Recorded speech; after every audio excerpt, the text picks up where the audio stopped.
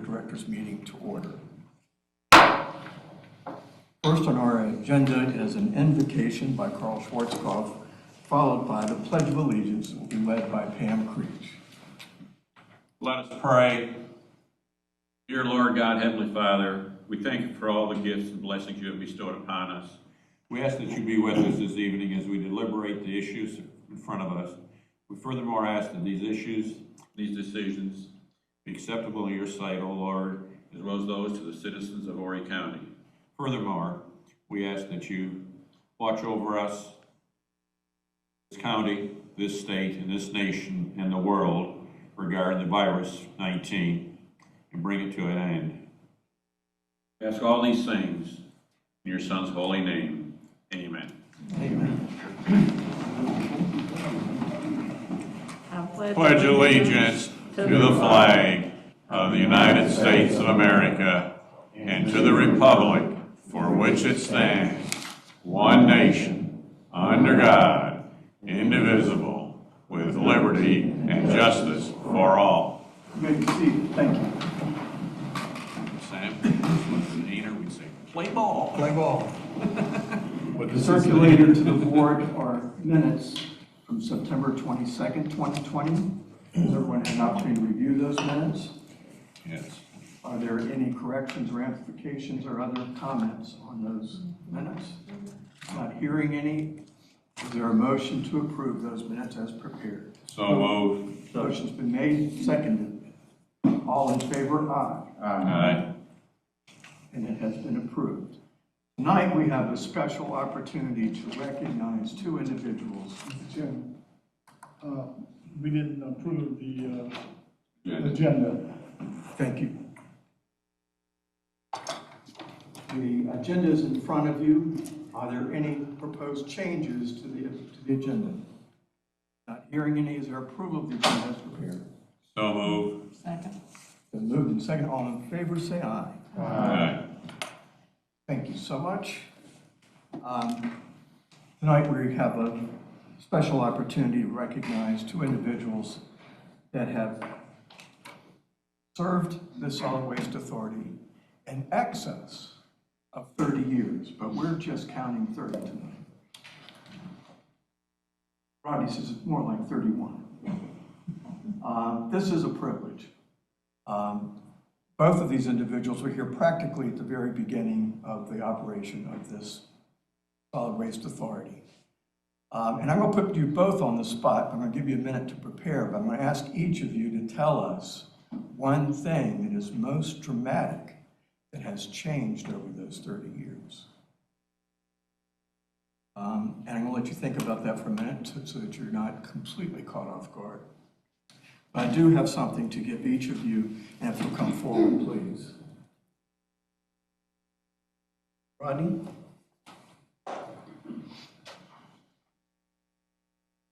Congratulations, Rodney, for your 30-plus years of service. Appreciate it. It's been outstanding to have you. 30 years. No, Dustin.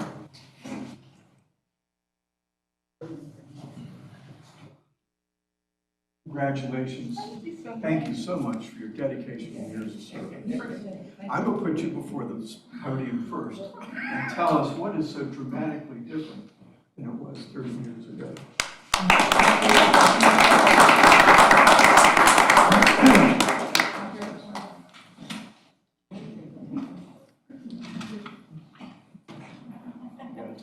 Okay. Good evening, thank y'all. I appreciate the recognition. I mentioned to someone a week or so ago, and I don't know if you would have told me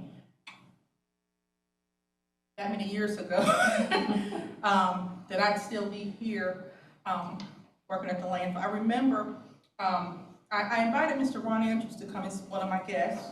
Thank you very much. Ron hired me initially in the engineering office and then subsequently here at the Solid Waste Authority. Even though in engineering we were still doing Solid Waste Authority stuff. And I remember the first week with him, and we started talking about MSW and C&D, and I was like, oh my goodness, what are we talking about? Isn't it all just garbage? And it's not. But there's so many different changes besides personal changes. There's so many different changes. And I guess the one thing that, for me, is something that continuously changes, and that's the landfill. I've said it from the beginning. You can go and look at that landfill 1 week, turn around and come back 2 weeks later, and it's not the same. It's a constantly evolving center back there. And it amazes me when you compare to 30 years ago, the things that we're doing now that we weren't even considering then. So for me, it's always the landfill. It's always changing, it's always the landfill. But I appreciate Ron. I saw Jamie came back. Jamie, hey, Trevor.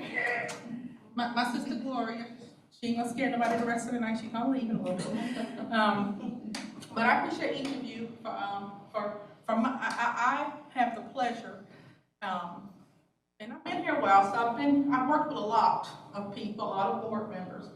But I have probably one of the best staffs right now that I've ever had. And I appreciate them hanging back and sticking around. I worked with Rodney the longest. I'm gonna tell this one quick story, and then I'm gonna let him talk. Me and Ron were talking about it earlier. When we first started, and Danny knows, because he was around the corner from where our office was at, we were all in a room. What size was the room, Mike? 10 by 10. Okay, so We all had a wall. we had a 10 by 10. I had a full desk. Ron had a full desk. Rodney had a chair with a cardboard box under it. That was his desk. And we all were in the same office together, day in, day out, for a good little while. So me and Rodney have worked together a long time. So we have a rapport. A few years ago, probably about 5 years ago, we were out shopping for the annual dinner.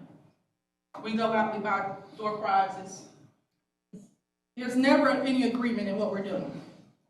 I'm looking at one TV, he's saying another. I'm looking at one DVD, he's looking at another. So we went back and forth in Walmart. And finally, we got what we're going to get. We're getting ready to check out. And the sales lady said, y'all just tickle me. Y'all such a cute couple. And I don't know which one of us said it first. That's not us. Answer, you're welcome. That's okay. You're in my constant prayers, to say the least. But thank you again, and I really appreciate it.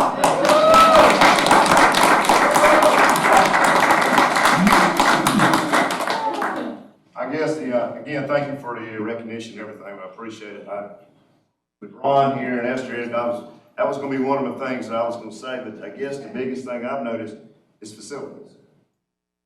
Going from the chair, then to the old building, then a trailer here, then the building, then the office down there, and in the process, the MRF burnt down. We was in a building, farmer's market right across from the jail, or from the highway department, to the new MRF. So I've seen, and also when the MRF burnt, we were down in the old Schaefer building down across the 501 down at the bottom of the bridge where the MRF was. So I've seen the facilities. That's the biggest thing that's changed for me, is seeing all that. And of course, I was in the office right across from Danny too, so that was a change. I've been around him a long time. Thank you, Ron. Thank you. We're proud of both of you in your extended service. I had a conversation with Esther just last week, and what I found most remarkable was her description of what the convenience centers were like 30 years ago. They weren't centers, they were basically crossroads where we just dropped 40-yard containers. And unfortunately, the county residents didn't care where they dropped their trash. It wasn't necessarily in the dumpster. We've come a long way.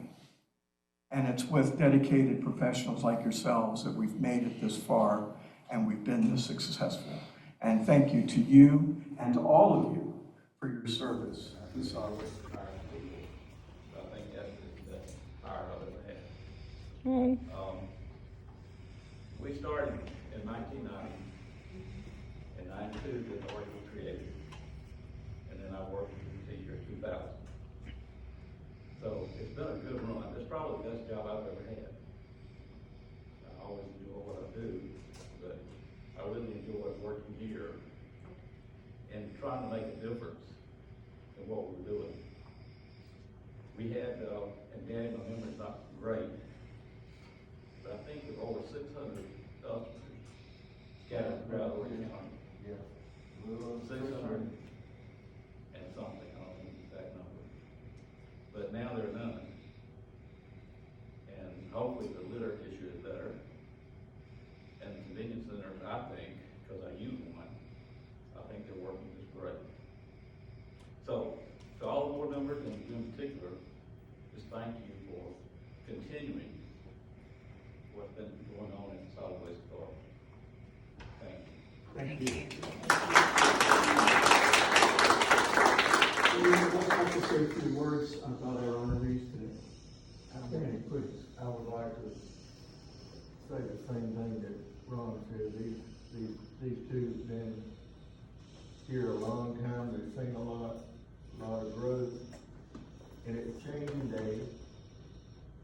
But I'd like to take my hat off to Ron Andrews. Now, you've heard me say it before. He's the guy that put down the stepping stone that we build on today. The budget process, the landfill, it's just, you go back through the minutes and you see what's done and the guidelines that was set up. I'm proud to be able to carry on the stepping stone, and shame on us that don't leave some for the future people. But thank all you three, y'all who did a magnificent job. You've been through the war. I lost hair and Ron just turned great.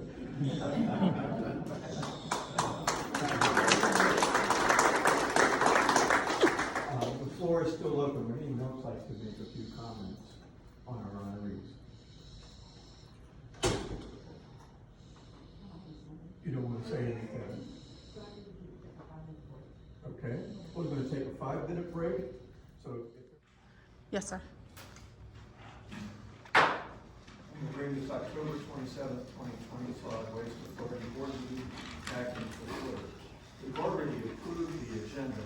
I've just discussed it with Danny Knight. We have 4 visiting consultants here with us this evening who need to return to North Carolina. And we're going to move them up first in order so they can give their presentation at a head start on.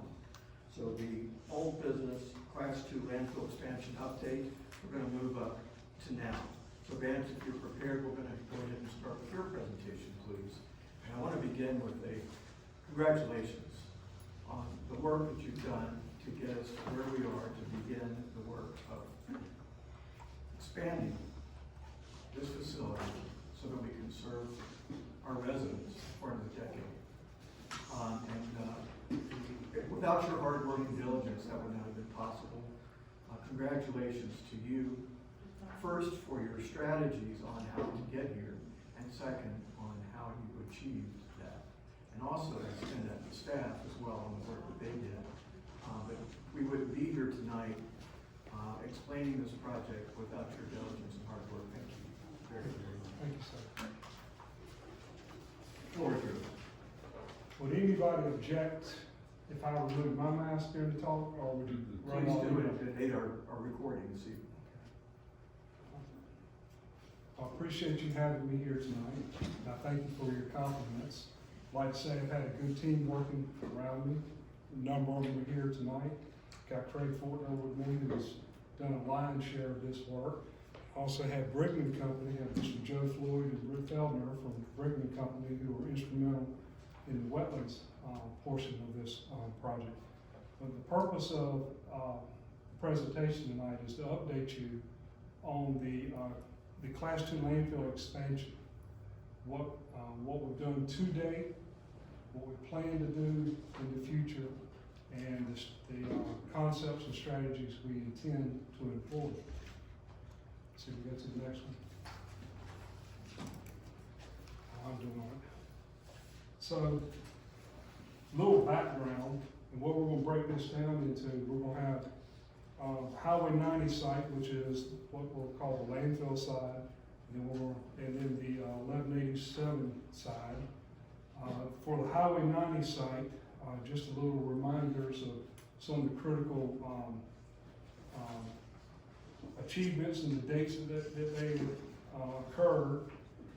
With regard to the solid waste management plan update, the first technical advisory committee meeting was in January of 2018.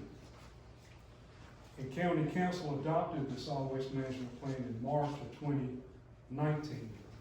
As you're aware, any application to DHEC has to be consistent with the plan, so that was a critical step to have achieved to start the Class 2 process.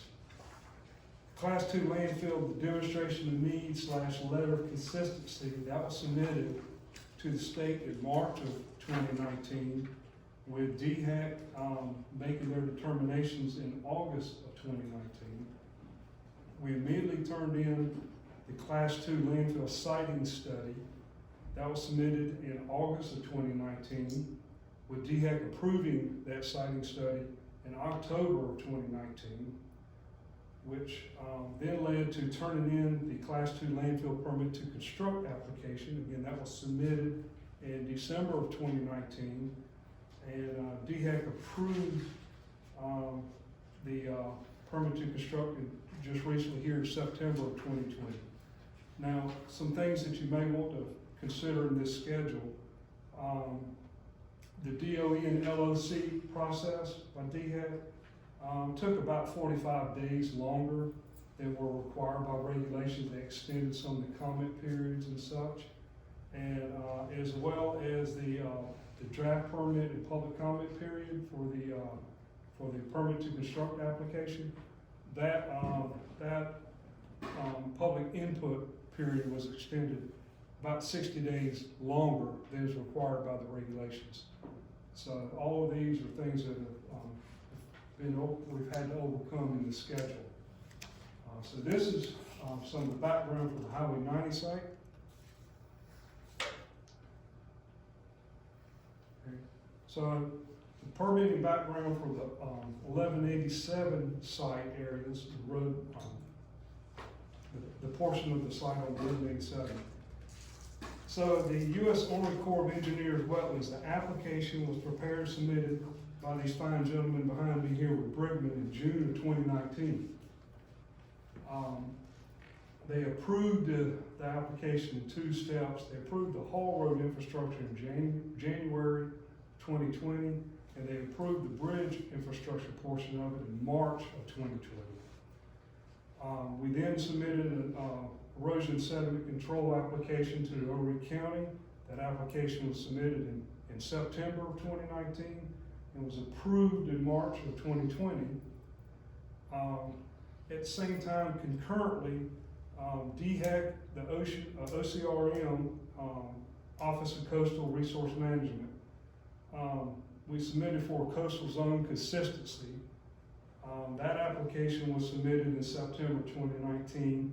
It was also approved in March 2020. So these are some of the background dates that have happened in the past. So go to the next one, please. So this point forward, I'm talking about what we plan to do from this point forward. And so we have an approach where we're going to do 2 separate projects. Project number 1 can be summarized as we're developing haul roads and bar areas on the 1187 site that will go from the eastern portions of 1187 site through the site up to where the proposed bridge is to be constructed. As well as on the landfill side, it'll be development of a road and infrastructure, sediment erosion control devices from where the bridge will cross from the 1187 to the Highway 90 site. From that part back to the previously used borrow pits that were going to be backfilled for the Class 2 landfill, that road infrastructure. So that'll be project number 1. We're going to discuss that in a little more detail here in a minute.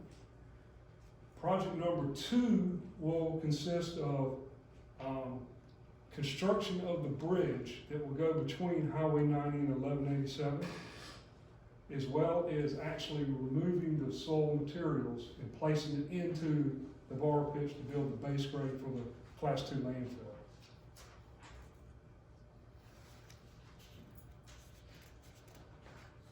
So we have a graphical image just to show you generally where this work will occur. On project number 1, as you'll see on the right-hand side, that blue area, that is the proposed bar area site. You see us on the eastern end of the 1187 site. Then you'll see this yellow line indicating the Hall Road location that will be used to haul the material from the bar area up to where the bridge is to be located. On the Highway 90 side of the site, you'll see a similar yellow line which represents the road that will be constructed from the bridge location up to the pits where the backfill operation is going to occur.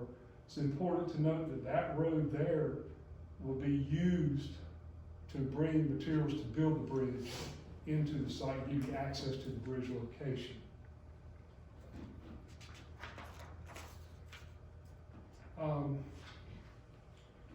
We pretty much discussed this on the site development. What you'll see, and the reason it's broken down in 2 different ways, if you look at the bid form, you'll see it's in 2 different subcategories.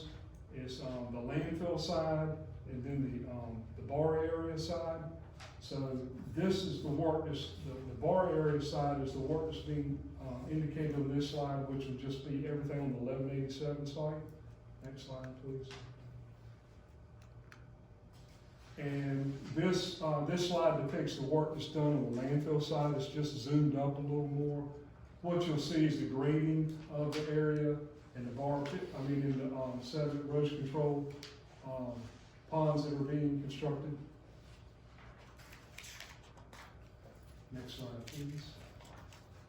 So, a little more detail about the scope. On the 1187 side of the project, that's about 10,000 linear feet of haul road. So, not quite 2 miles. It's a pretty long amount of road. And bar area number 5 development, that's going to be removing the timber, clearing the road, and getting it ready for bar operations, and some of the material from there will be used for the road itself to construct the road and the crossings. With regard to the landfill side of the road, there's 2 major new sediment ponds that will be constructed that will provide erosion and sediment control for the earth moving activities necessary to build that road. And it's about 2,800 linear feet of road. The goals for project number 1, as we see them, are to start as quickly as possible. One thing that you'll see is a continuing theme through this is trying to complete the project as expeditiously as we can. So we want to start, one way to do that is to start as quickly as possible. The second one is to evaluate alternatives to maximize the potential backfill production rates. What I mean by that is we have a lot of material that has to be moved and backfilled into this hole. And the critical item is how you got a certain time frame to do it in, and you have to get a production rate to meet that schedule. So we want to make sure that we have evaluated alternatives that will give us the best chance to meet a shorter schedule. What that would include is structures to accommodate heavy off-road traffic. What I mean by heavy off-road traffic is we've had a lot of interest by numerous contractors for a long time on this project. And the closer it gets, the more feedback we're getting, the more input we're getting. And where we are at this point is contractors have shown a lot of interest in wanting to use a 40-ton rock truck, which is a very large machine. They'd like to be able to do it so two machines could use the road concurrently. You wouldn't have to stagger them and run one direction and then run the other. It's much more efficient to be able to obviously to run two-way traffic. So it would it'll help them meet that production goal. So one of the things we're going to talk to you about is that we have we bid the job originally with roads that were 24-foot wide, standard DOT type roads. 40-ton trucks are significantly larger than things that are allowed on the DOT road. It was, the road as bid was certainly large enough to use what the Solid Waste Authority currently uses here, which is a 30-ton rock truck. You could use two-way traffic with a 30-ton, but a 40-ton truck, just the widths and the mirrors that stick out, you need a wider road. So we've evaluated increasing the widths from 24 to 32 feet, which would allow two-way traffic with a 40-ton truck. We've also evaluated the use of on-site soil material to build the road on the landfill side of the project. It was bid that the contractor would bring material from off-site via Highway 90 onto the site to build the road. We're going to discuss with you the contractor using material from on-site, and which would eliminate truck traffic hauling material down Highway 90. So, as I said before, we had a base bid, and then we provided what we're calling a value engineering. What we're trying to do is keep our eye on the ball on the long-term project. They're successful in this project number one, but ultimately we have to have success on project number two. We want to make sure that we're not limiting ourselves today at the expense of not being able to do what we need to do tomorrow on the next project. So as we said, we bid a 24-foot wide road. We're evaluating increasing that to a 32-foot wide road. And we're evaluating bringing material, instead of using all-site material, using somewhere in the vicinity between 35 and 45,000 cubic yards of material from on-site to eliminate Highway 90 traffic. Thought I should make you aware of where the material would come from if we were to accept use of on-site material. If you look in the bottom corner on the left side, there's a square. Can you get it? It's hard to put. I can't see it. You can't. Let me see it. Which one's the laser? This Middle. See this area here? This is the area that we wish to make available to the contractor. It's about a 5-acre area. One of the goals in both of these projects is to minimize any material coming from this site. We have two disadvantages of using material from on site. Number one, you won't be able to use it for your own operations, and if you do use it for borrowed area, it's going to limit your ability to use it for other operations down the road. Let's just say, compost operations, grinding operations, any other type of operation that you may need to expand in the future. So we're trying to limit it to this end of it. Some of y'all may have visited this site and have seen this dot right here. It's a big live oak tree, and that's one thing that you can get a visualization of when you're riding back there. That's a good marker. And you can see this area right here. This is your current compost operation and your grinding operation back in here. And this is where we visualize it, expansion of that would come over this way. So what we're trying to do is prevent any impact in here in particular, but minimize the impact moving in this direction to the best way that we can. I'll be discussing a little bit of that more in the future. So why are you wanting to dig a hole there again? versus bringing it.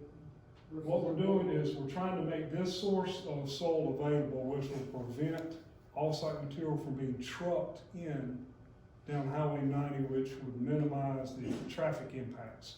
to Why Highway would 90. we wanna do that? Why you would want to minimize the traffic impact on Highway 90? Well, I mean, we've already bid the contract, and you got an import coming in, and we looking down the road to fill in 2 holes that we currently got on the site, on the property. So why would we want to dig a 3rd hole that we potentially have to fill in down the road? When Well- we've already got import in the contract coming in.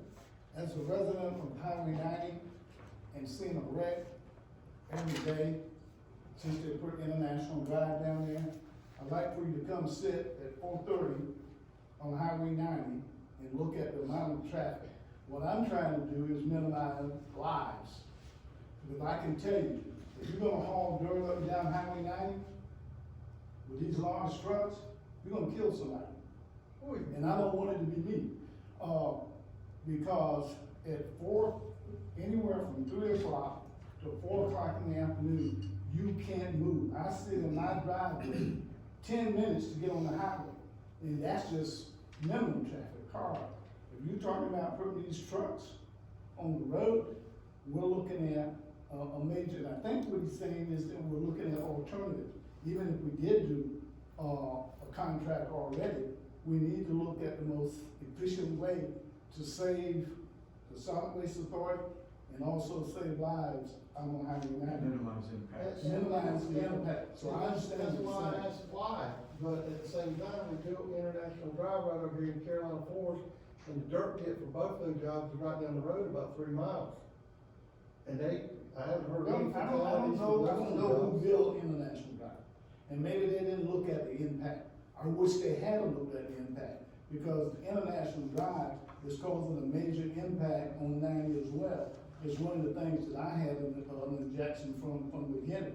Although it serves me, it is absolutely a nightmare when you look at what's happening in And International 31 Drive. was the major My introduction. point- 31 was the major introduction of traffic. My point of contention is, we got a limited amount of space out there. Okay, it's something that we can't go out there and stretch our acreage that we got, okay?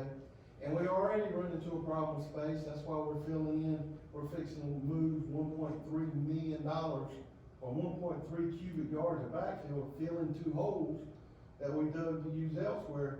So that should be a lesson.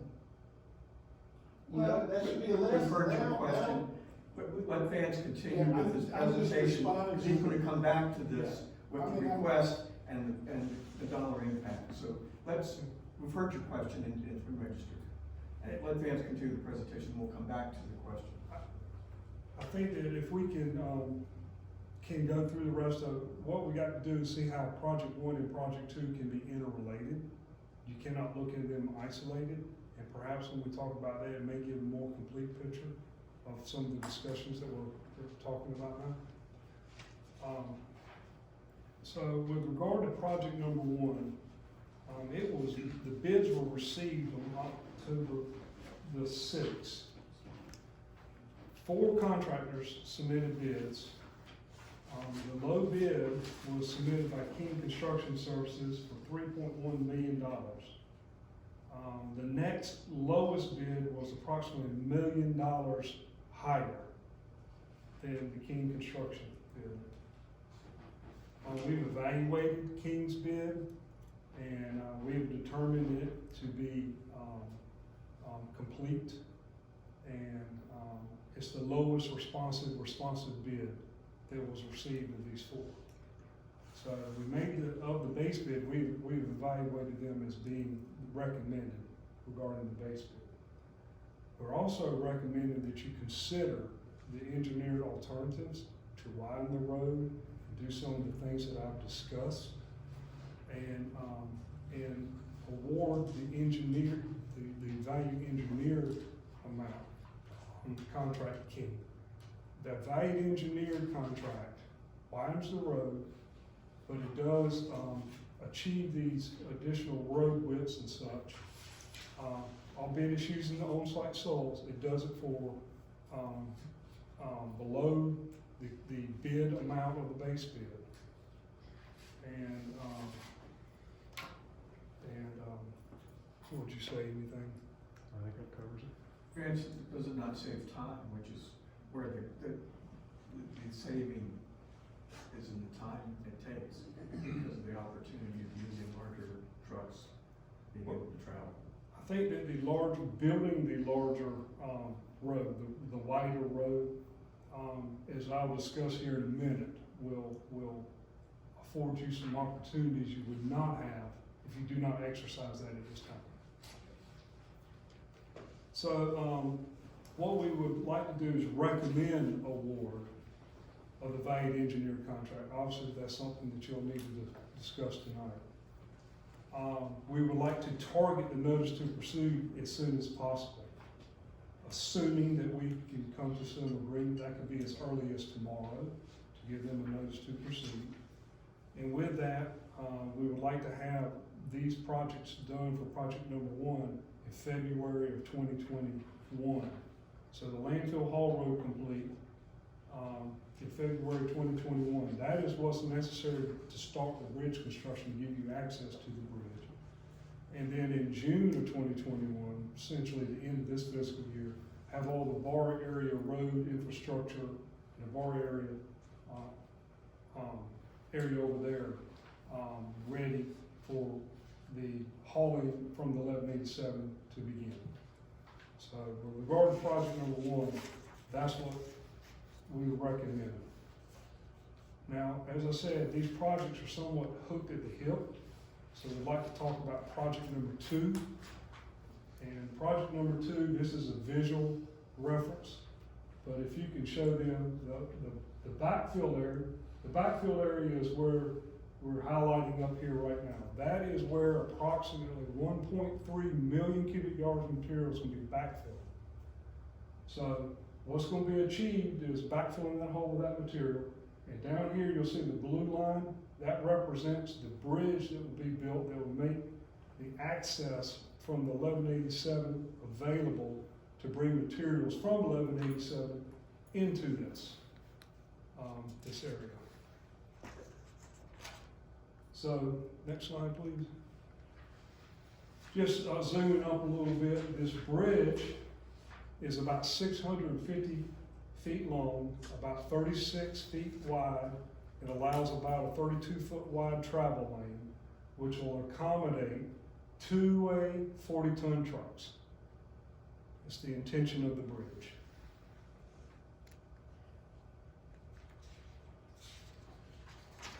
This is just a showing you the backfill area. And the thing that we want to make here is that's about the whole area. If you look at all the white, they represent backfill grades. If you'll just highlight the area for me, it's about 20 acres in there. So what's going to happen is you have to backfill this material and compact it in lifts all the way up to the top. And so you're doing a considerable amount of operations in a 20-acre area. I know 20 acres sounds like a lot of area, but you think about these large trucks, compaction equipment going on, testing going on. It's all going on within this 20-acre area. All right, just to review, the project number 2 scope is essentially the 650-foot, 36-foot wide pre-stressed concrete slab bridge and the approaches to it. We have to de-water of the backfill area before we start the backfill operations. Then we have to backfill that area with approximately 1.3 million cubic yards of backfill to establish the base grades. And this is engineered fill, that we can't use anything but fill that's going to be compactable, and then we need to do it in 1 foot lifts. You need to do it as, the way people would probably envision it is considered like road building. It has to be structurally sound material and put in a way that it can be tested and shown that it is suitable backfill material.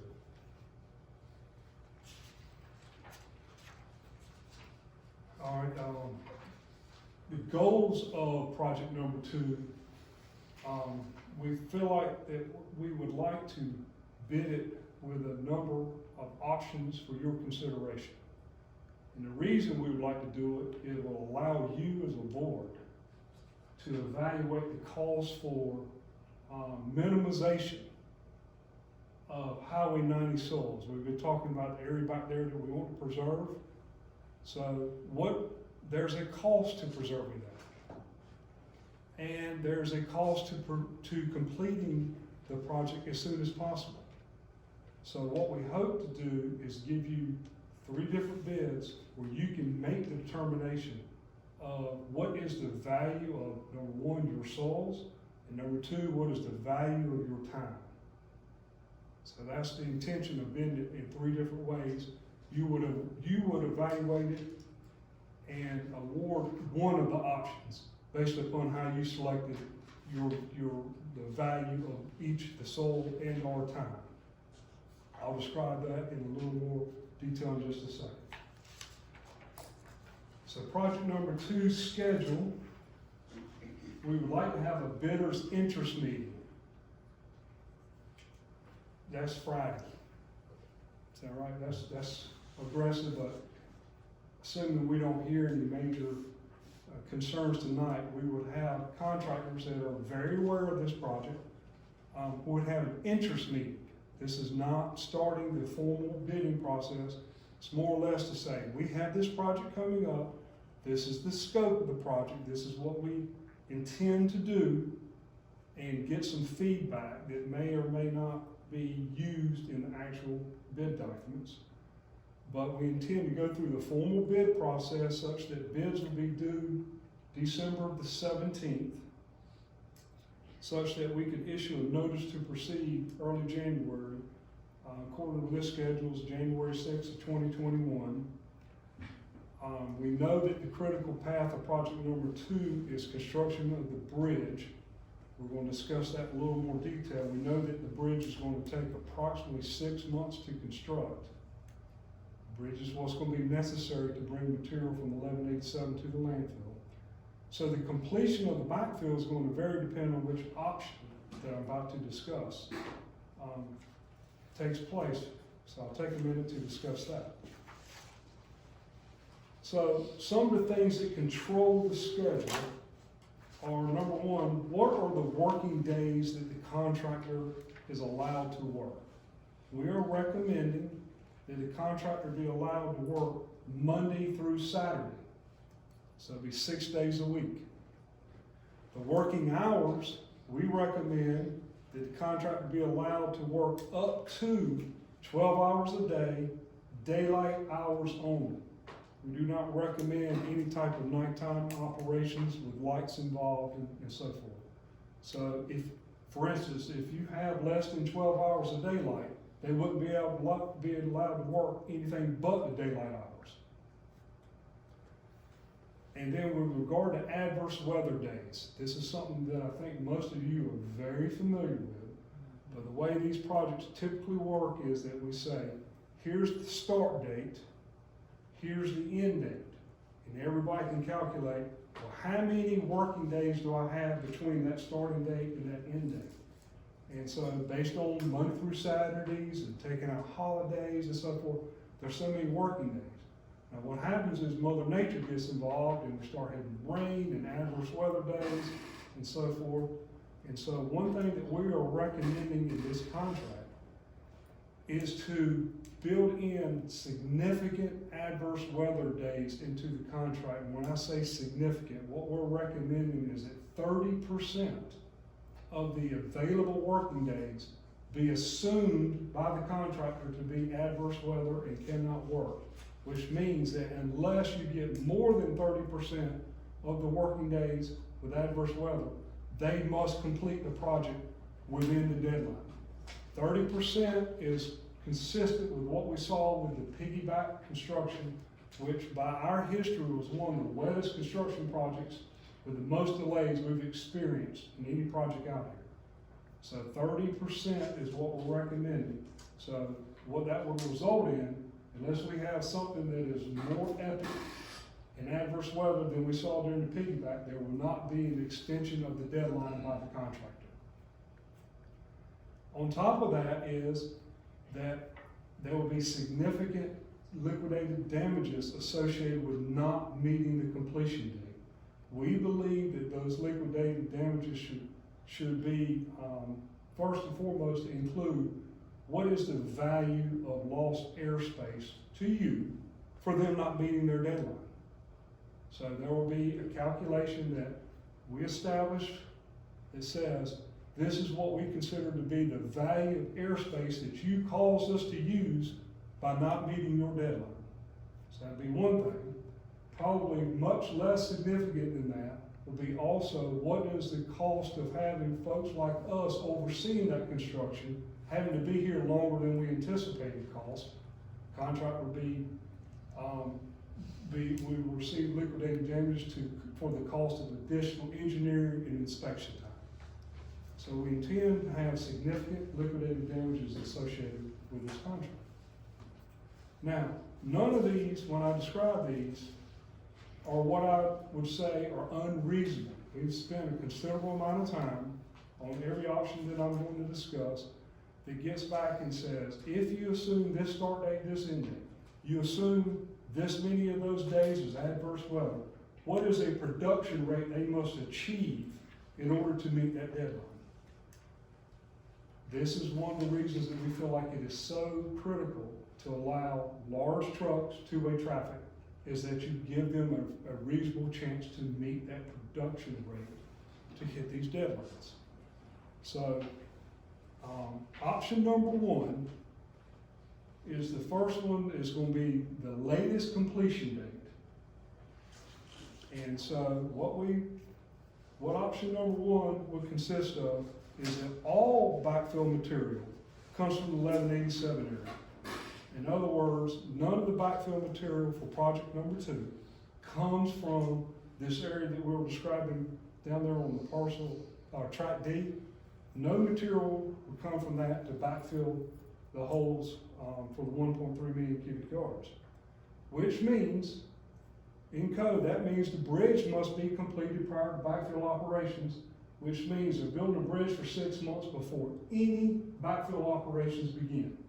So essentially what you got to do is say, backfill operations start at the completion of the bridge, then I've got substantial completion of the project. What is the production rate I must hit with all those adverse weather days in order to meet my deadline and not incur these liquidated damages? So when we've done this and considered all this, we're in the 4,300 cubic yards a day, which is a demonstrated production rate that has happened on this site in projects in the past. So it's not an unreasonable production rate. You have two things that can be critical on this production rate. It's how fast can you get the material into the hole and how fast can you spread and compact it. We believe in 20 acres. You know, we've looked at how many acres that is on 4,300 cubic yards a day, how many acres within this 20 acres are you doing lifts. We feel like all this is reasonable to achieve and has been achieved out here in the past by previous contractors. Now we believe if you do this option, it preserves the Horry County's use of Track D. You can use it for the soil, you can use it for future operations. The disadvantage of this option is that you will exhaust your Class 2 capacity prior to making new Class 2 capacity available. So that's a disadvantage of this. So you will exhaust Class 2 capacity prior to making any new capacity available. So what we're saying is if we started in January of notice to proceed to the contractor in January of 2021, we're saying that the substantial completion date, correct me if I'm wrong, was it November? End of November of 2022. That turns into about 688 calendar days, and you know you do the math, but that's how we got all these production rates. So that is the substantial completion date to hit this reasonable production rate that I keep talking about. So that's option one. But let's look at 108 trucks a day. Sir? So 108 trucks a day? No, sir. Let me make sure if I'm saying that correctly. It's 4,300 cubic yards for a 40-ton truck, which holds about 25 cubic yards. 25 cubic yards. So we're saving two trucks. Yes, sir.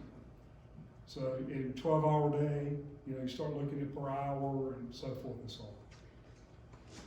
So that production rate is what becomes a critical item. Exactly what Mr. Johnson is doing is what needs to be considered when you're thinking about these schedules. So option number 2. You also need to think about reasonable, you can't have too many pieces of equipment working on top of each other in the area where you're putting in compacted engineered fill. So that is part of the reason for having the, let's call it the interest meeting that we intend to have Fridays to discuss some of this with contractors, just to make sure we're not hearing something that we have not heard before. This will not be the first time they've heard these types of discussions, but contractors being contractors don't want to show their hands too much too early, and they may not have spoken up and said their piece, but we'd like to give them the opportunity to do so. So, but again, let's go to option number 2.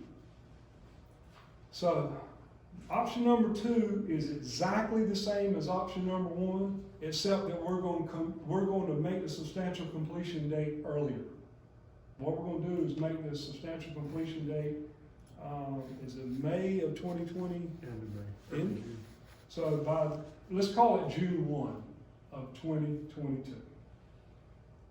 So, what that will do is all the material still comes from 1187. What that does though, it says, okay, I still have to build my bridge. That's my start date to start doing backfill operations. I have a shorter time frame to hit my deadline, which means that my production rate's got to go up.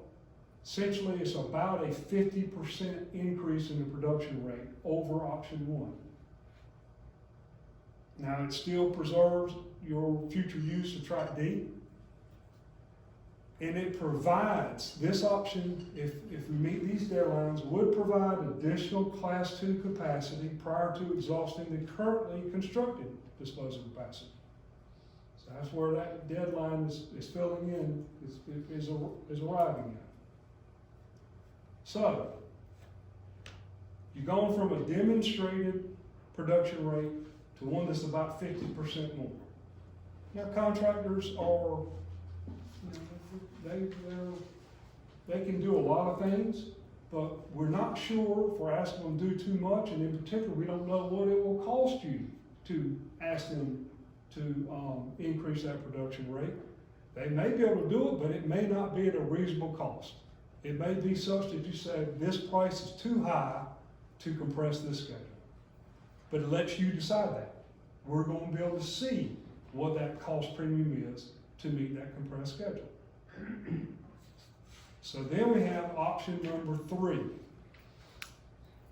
Option number 3 is identical to option number 2 with the exception that you also get to use soil from parcel or from Track D. So what that does is that day 1, when you say notice to proceed, the contractor can start backfilling material using Track D soils day 1 concurrently with the bridge being designed. So essentially you get about a 6-month jump on starting the backfill operations. Now what happens is if you do that, your production rate comes back to be very consistent with what our option 1 was. It's very consistent with the same production rate. But what it does cause you to do is to use your materials from Track D&E, which loses your future use of it. So each of these allows you to determine, option 3 also, it provides additional Class 2 capacity prior to exhausting your current constructed disposal capacity. So it lets you see what is the value of my soil to meet my schedule. So you have 3 options that you'll be able to consider would allow you to decide the value, i.e. in money, and what does time cost you, or what does time and soil cost you. That was our intent in bidding it with this,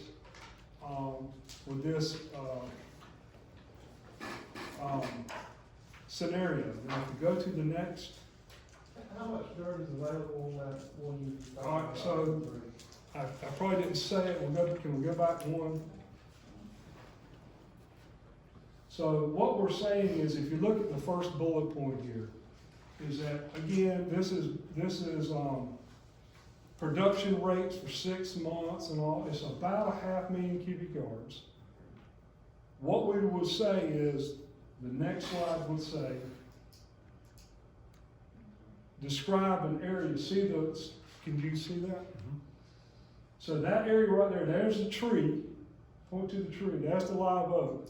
We're definitely trying to stay on the west side of the live oak to maintain that is a worst case scenario. And that area right there, remind me again of the acres, it was 32 acres. 32 acres. Yep. So 32 acres being made available to the contractor to get the material to start the clock on the backfill operations. So, now, one thing that's going to happen, we're asking contractors to give us a price for doing this. They're doing this with some limited information of how good and usable and wet in particular. Wet being that you cannot place sloppy wet material day one. It has to be stacked, dried, and so that you can place it in and get proper compaction on it.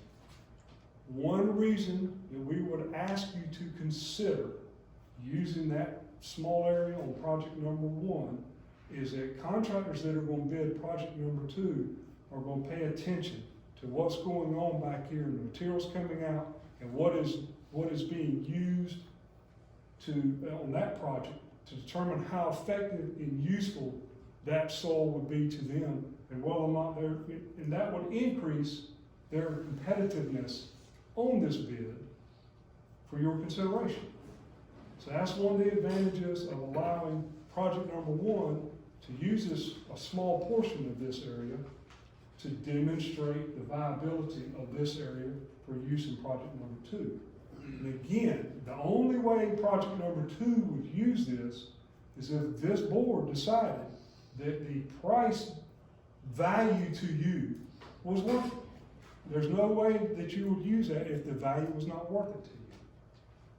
So that's what we believe that we're doing with this approach, is allowing you as a board to make the decision, but giving you options to consider. So we felt like it was important to have those goals to put in front of you, because short of getting bids for all that, all we can give you is opinions. These guys are giving you real numbers with bid bonds behind it backing up their assumptions. So we feel like it's a real evaluation if we can do that for you. So that is my conclusion of my presentation. I'll be available. Oh, budget considerations. I should have talked about that. The budget for this now is going to be, do you want to discuss this? Well, we can do a joint effort. Come up here. And I passed out to you, of course, the long spreadsheet that everybody has. And this is what I'm sure that you've seen numerous times that Vance Craig put together for us. And we're really what I want to focus on, of course, is the bottom. Because funding's always been, of course, a big discussion on where we're going to get the money to do this project, how we anticipate having the funds needed at the end of the life of the landfill for closure and post-closure. And Vance has gone through and they've updated this, of course, based on our current bid that we've received from King Construction on the first project. And so if you look along the bottom, like I said, you can see where what we anticipate as far as tonnages we anticipate getting each year. We've built in inflation, of course, on those tonnages. The funding that we take in each month or each ton, as you can see, currently is at we're going to go up to $9.50 a ton, and it goes up to $10.75. Every 5 years, we're looking at increasing the amount that we're going to collect off of the tipping fee. which is usual. Like I said, that's something we look at every year anyway. We take a look to make sure we are collecting enough off that tipping fee. As we've done years past, there has been a time previous to this where we actually have, I hate to say borrow money, but use money from post-closure to fund a construction project. Like I said, when Vance and Craig look at this, they look at this money that we collect as future landfill money, whether it's used for construction, closure, post-closure. We do separate it. Like I said, when I present it to you, we do have it separated as far as those different categories. So as you can see, going along here, you can see that we will have the funds available to fund this project. We'll have the funds available to fund any future projects, which as you can see, once after we complete this project, the only thing we have in the future, of course, is our landfill gas expansions that will have to continue. We will have the funds available for closure and post-closure, as you can see. We've taken into consideration, when we anticipate not taking in C&D material anymore at that point as well. So we feel quite comfortable with our funding process. We're not doing anything different than we have previously done. We're using the funds that we have available. In essence, I guess you can say we're borrowing from ourselves, if that's the way you want to look at it versus. The true advantage is we're not having to borrow outside, Exactly. which is. Right now is very important. Exactly, yes, sir. So I just kind of wanted to go through this process again with you so that you are comfortable with this. Like I said, we're here to answer any questions that you might have, any concerns that you have with our funding process. Like I said, we're right on track. We're currently collecting what we need to collect to fund this. We will continue to do so. We'll continue to monitor it as needed every year. Vance, how about on this chart here? Where it drops down, where the funding drops down, explain what those dips are. Okay, so starting at the top left right there, that's current funding amounts. So as we start project number 1 and project number 2, these are significant projects. That is where the fund balance is going down to fund these projects, and then start slowly building back up. So 2029, 8, 9 time period, you see a small dip there. That will be the phase 2 piggyback for the class 3 landfill being constructed. So that's about a 20-acre landfill, rough numbers, $300,000 an acre. You'll see that is what that fund is going down. Then you go up, 2030s, another. That is the phase 3 piggyback for the class 3 landfill being constructed. So you're filling that up till it reaches capacity somewhere around 2051. And then that's when you're closing the entire open area. And you see it going from about $100 million down. So that's between closure and post-closure, you got $100 million being incurred in the 2050 timeframe for the closure and to provide 30 years of post-closure care. As I recall, the post-closure, today's dollars was about $12 million that we're budgeting, which would be inflated out to 2052 numbers. So, significant amount of monies, but they're all, you've got to consider this, you're operating on a cash basis, which is unique in this world. Very few landfills I work for get to operate on a cash basis. Most of them incur debt until the end of their life. You use very conservative calculations in how we're reaching that. You've been very cautious in the projections you're using. I would believe that my assumptions have been, I believe they have been checked by third parties as far as what my estimates are. And I think that my estimates have typically been higher than what third parties have recommended, in particular for closure. But you'll see our construction cost estimates are, I'm certainly not trying to be the winning contractor. I'm trying to make sure what I'm projecting, there's enough money. We have a history of doing that in the past, and I feel like we're following the same philosophy. What are wild card events that can keep us from meeting those timelines? Well, first thing I would tell you, let's just say for whatever reason, tonnages went flat. We're predicting that they're going to increase, and, everybody's going to continue to move to Old County forever and ever. So, one thing that you've got to look at is, You permitted a set space. It holds so many tons whether you fill it in a day, a week, or 100 years. So the only thing that will happen is that, let's just say your tonnages went way down. What that means is this 2050 deadline would kick out, but you still are going to collect that many tons to fill that space. And what happens is, like every other thing that we're doing here, we're saying that the funds that you're going to collect in the future are going to account for inflation. So you're accounting for the inflation that's going to happen in the year. So you're by this model, regardless of the tons fall off or not, you just operate it longer. Other option is, let's just say Overy County becomes the next Las Vegas, and it just explodes, and we got 4 NFL teams playing here, and you got more tons. Same thing happens. You're just filling it up quicker and funding it quicker. So we don't believe that there is an issue with regards to how you fund it. This is just showing that as you fill a set space, we're collecting an amount of tons with a time value money application to fill it. Thank you.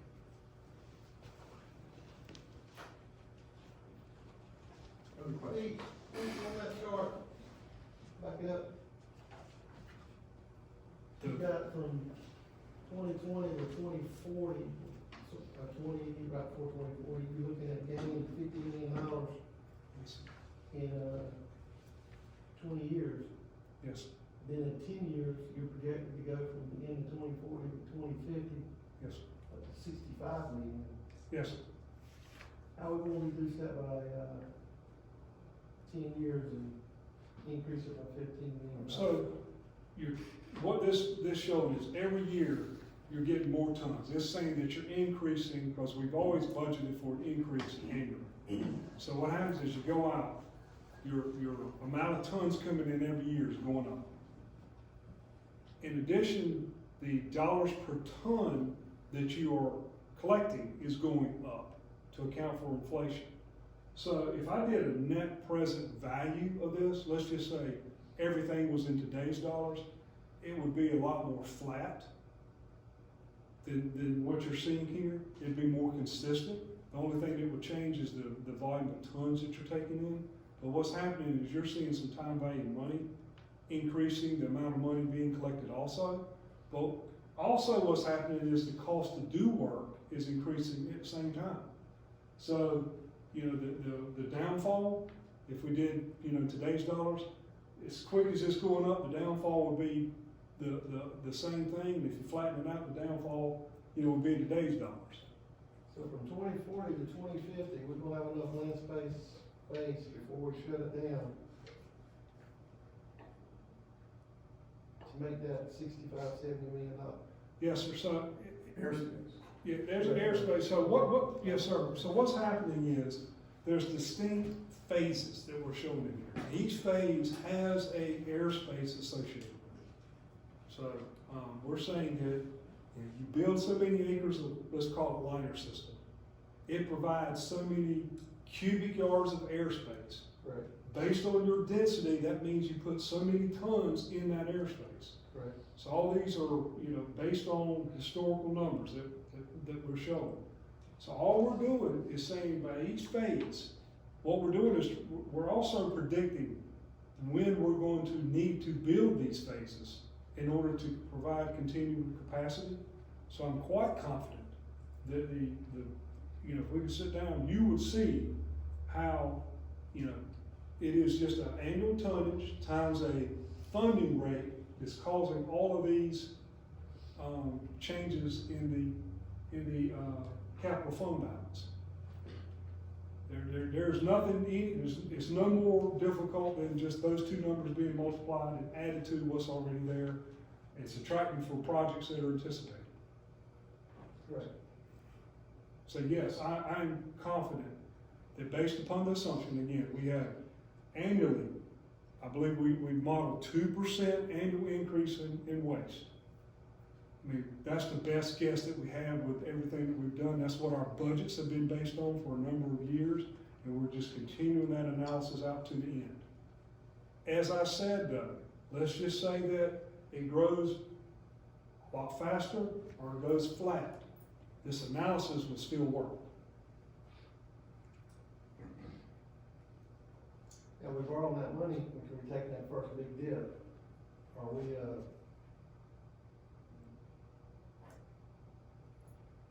we plan on putting that back in the capital budget fund?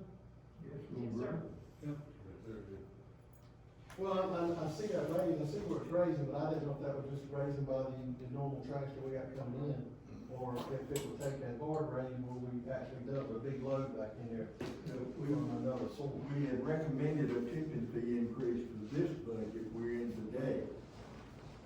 Briars came along, county says, we're not gonna raise millage, like y'all not to raise, so we held off. We said we'd look at it 6 months, like the county did, but next budget year, they will be a cost and an increase in tipping fee.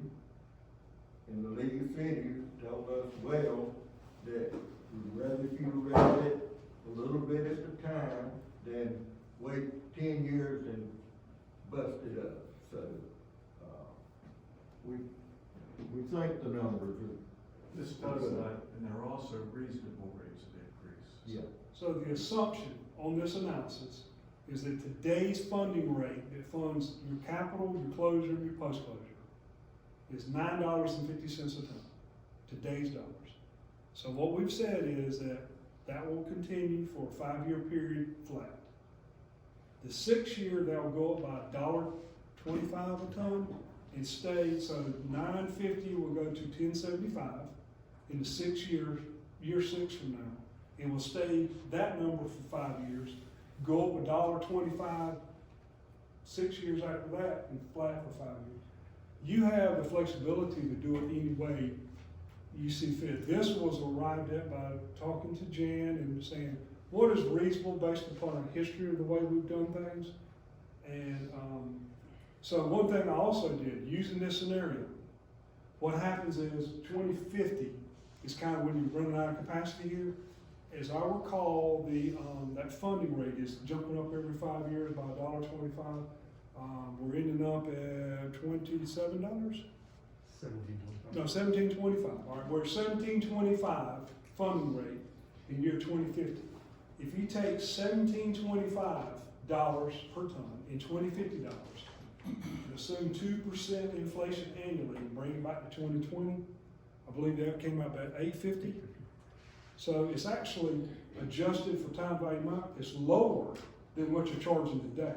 So again, a little bit conservative. You're probably not going to charge lower than you're charging today. Just adjusted for time value money. But that's the way this model will run. Now, if you met or exceeded time value money or increased because, landfills going to become more and more rare, you're going to be able to command a higher rate. You'd be able to charge more than this, potentially, and fund it at a higher rate than what we assumed. So again, I think that our assumptions on how we would fund this and pay for this are not by any stretch of the imagination what I consider to be aggressive. I think they would be considered very reasonable and very in line with historical ways the Solid Waste Authority has always done business.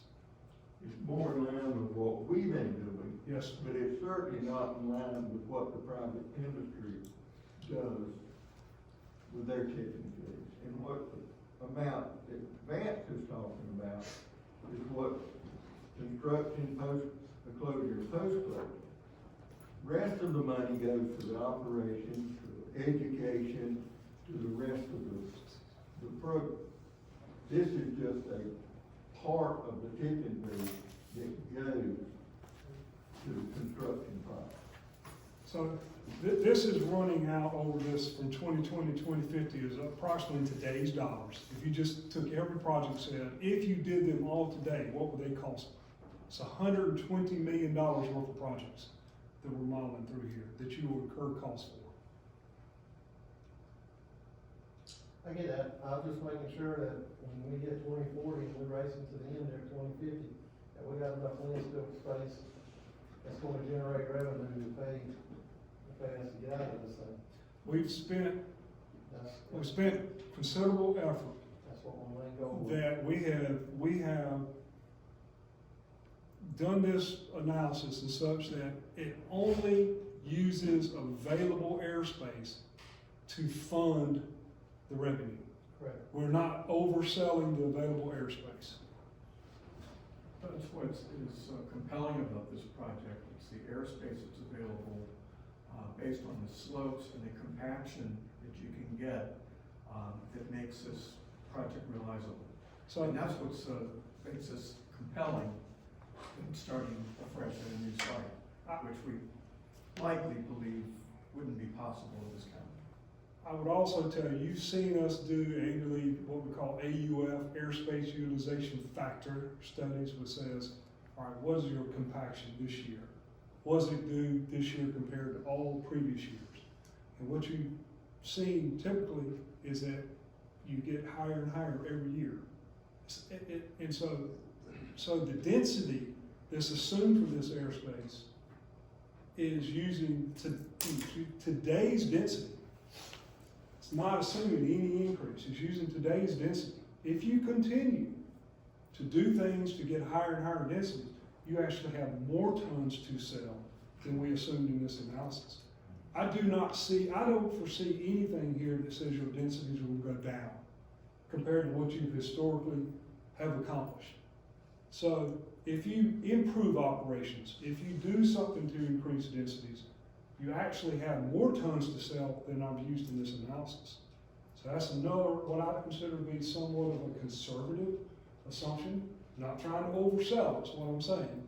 So all the future tons in here are assuming today's densities, where historically, every year you've increased your densities.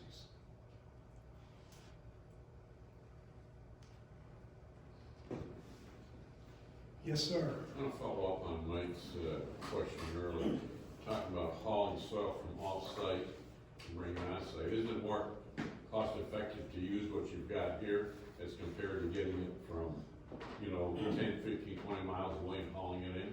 So cost-effective is a relative term to me, because there is a cost to purchase it from somebody else, to have them bring it here on on-road trucks, which I could say, it is my belief that an on-road truck hauling, 12 to 15 cubic yards a truck over that distance is not nearly as cost-effective as an off-road truck hauling it a shorter distance.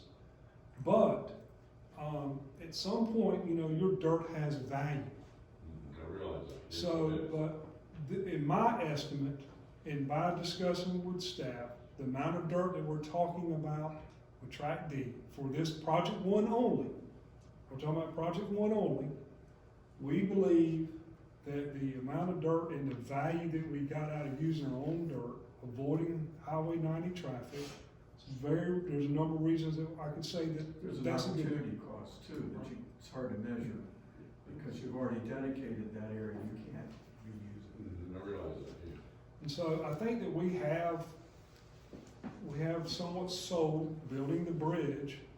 One of the reasons we want to build the bridge is to avoid traffic on Highway 90. Yeah. This is a bit of a goodwill that we may not have the bridge here today, but this is the project to help us get the bridge here. But we're trying to avoid being a good neighbor by avoiding all this traffic on Highway 90. And we'll have access to this soil as soon as we can get this bridge built. We do believe it helps project number 1 get done. I would say. Yeah, I have Yes, sir. a question to the board in general. Unless there is I won't use the word significant, unless phenomenal savings, I'd like to see a show of hands from the board members of anybody that has any interest of putting trucks on Highway 90. Because I don't think that's huge, and I think we put that to bed and move on to something else. We can put it to bed, let me say this, when we worked on this management plan for 18 months, one of the forethoughts was the primary interest when we started off was to alleviate traffic off of Highway 90. That's why we got to the bridge, That's why we got started using the sand. I'm not, for one, wanting to go against that, because that was the premise that we started with. That's the premise that I want to end up voting on, whatever we come. And I understand that you have, that we will be getting cost effective in all of these options and what it's gonna cost. But I will put on the table, that's the premise we started on, and that's why it took us 18 months to get this management plan in place. Well, I'd like to put on the table that I wish we had this decision before Well- phase one even went out to bid. Well, that's a little It late. would have been nice if we could have had some discussion, because we got 32 acres down there that we're talking about borrowing 500,000 yards of dirt from. If you go 25 foot deep, and correct me if I'm wrong, you get 1.3 million yards of dirt, we don't even need a bridge. Well, Sam, I don't You know know what where I'm you, saying? I don't know where you were during the 18 months of discussion. Well, wait a minute, y'all keep No, interrupting me. the and I floor ain't is interrupting mine. Neither one of you. The floor is mine. No, it's not, no, it's not. Mr. Jones has led this discussion. I'm through. The floor is mine. You can have it when I get through, but right now it's mine. And as I said, if there is no interest from the board, I can't help what we have done if you're displeased with that before now. That bell has rung. I can't unring that bell.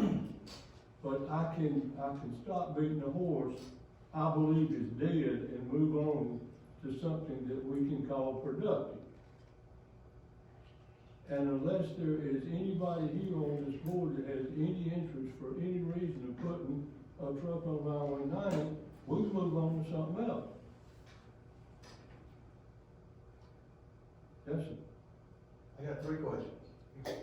How many cubic yards of dirt is in 1 acre, 1 foot deep? 1 acre, 1 acre, 1 foot deep, cubic yards of dirt. I could do the math, I don't have, I'm sure you've done it on your phone or something, but, would you like me to do it? I think it's 1,600. Sounds right, per foot, per acre, per foot. 1,600 cubic yards per acre, per foot, times 25 feet, 40,000 cubic yards per acre. Yes, sir, if all of us use it, Times 32 acres, 1.2 million cubic yards of dirt. yes, sir.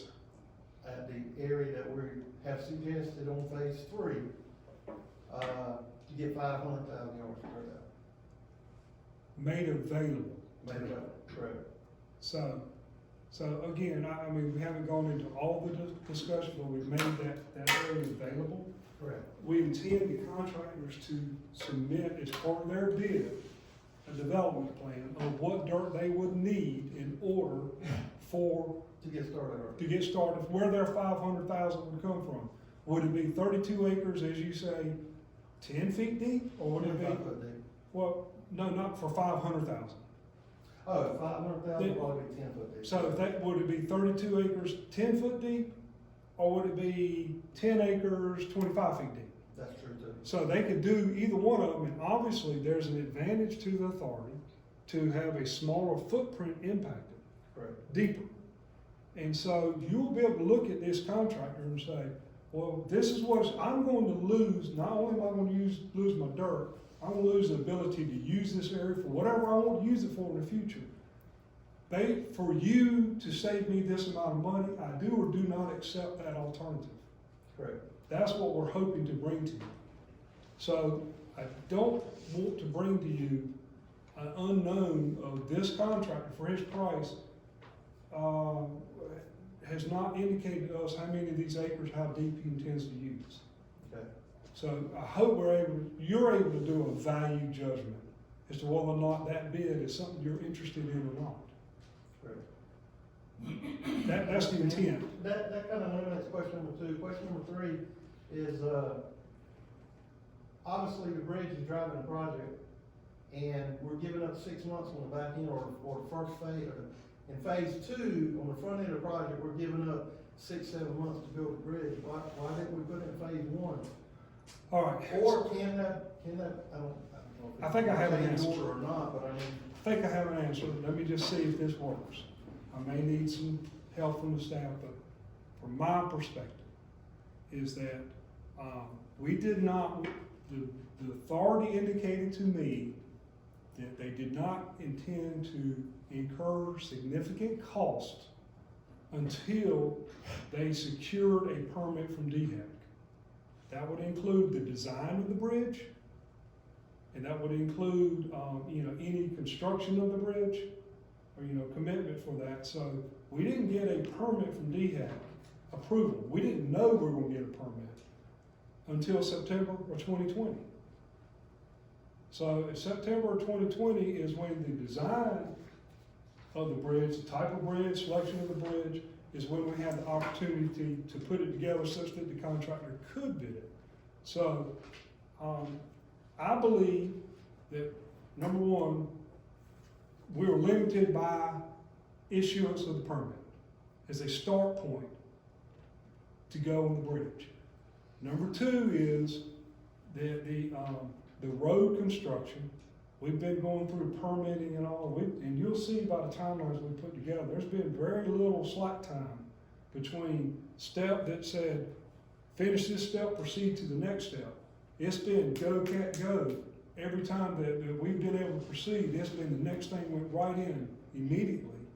So this thing has gone as fast as we could reasonably do it. I think that we've had my estimation, we've had a remarkable track record on the schedule. I concur on that. And so, the infrastructure for the road, to get the road to allow you to access the bridge, is something that hadn't happened anyway. So you got to say, when could we have started project one to start the road to get to the bridge? Now, if we could have started project one a year ago, absolutely. And if y'all are willing to incur costs for a project we may not have ever been approved by DHEC, absolutely, we could have started earlier.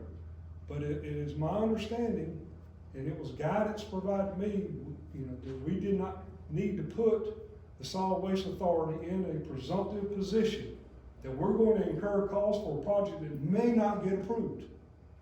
So that is the reason that these critical items have come together and it's put us in this schedule that we're in. And it got approved, what was the date you got approved again?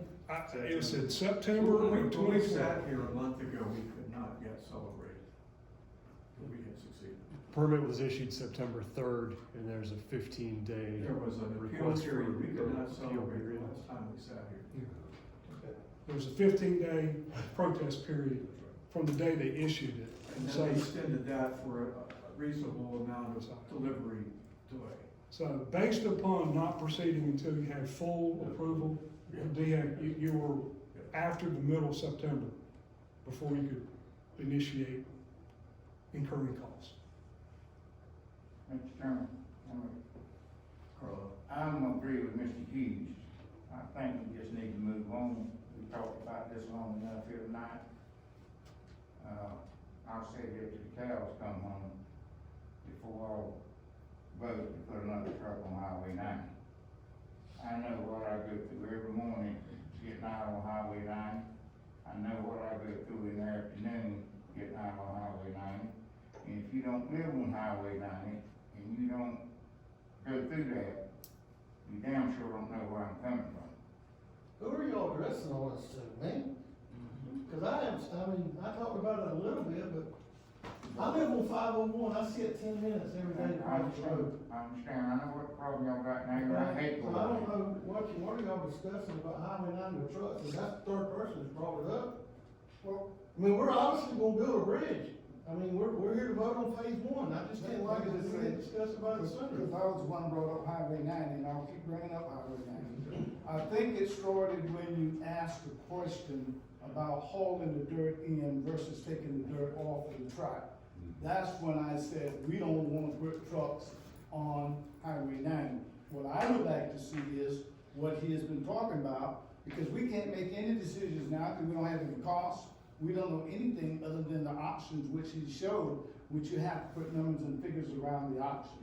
And so I agree with you, I think we need to move on. I think we can have the motion to To approve and that's project it, one Mr. Chairman. and to commence with project two as a strategy as presented this evening. Is there a motion? So moved. Motion's made, is there a second? Second. Any further discussion on that motion? Not hearing any, all in favor, aye. Aye. You've done outstanding work, thank you very much, please proceed. Thank you, sir. It's been a pleasure to work with you. And you will not get the Ronnie before dog. Not a problem. Thank you. Trucks in the I hate to shop. report that I have been hit by a deer, and I'm in the paint shop with my truck right Well, that just hurts me. now. Thank you for your time. Thank you. Joe, Brett, it's good to see you gentlemen this evening too. I'm glad you're on this project. Thanks for allowing us to support.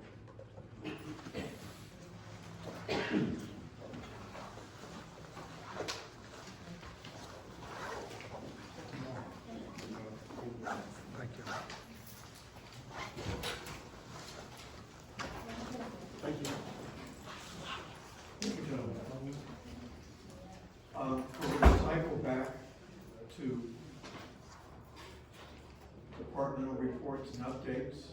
And the first is recycling and corporate affairs. Ms. Esther, are you prepared? Oh, yeah.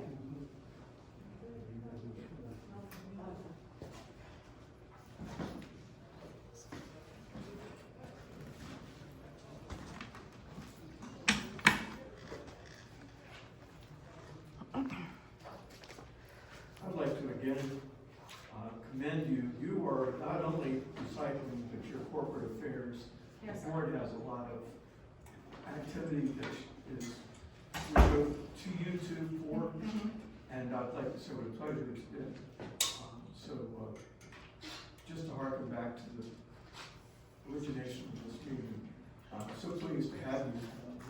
And the door is open for you to remain. Now, please. After 30 years, you'll only be. We do appreciate you. You're our resource person to the board. You assist us with our committee operations as well, and we do appreciate you.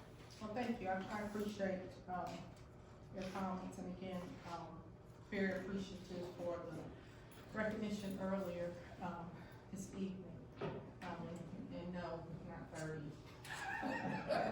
And no, not 8 Cecil, no. It's 7.5.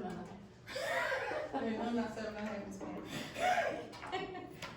we're gonna, as long as we can, we plan on hanging out here, as long as I'm able, and y'all allow, and things keep moving.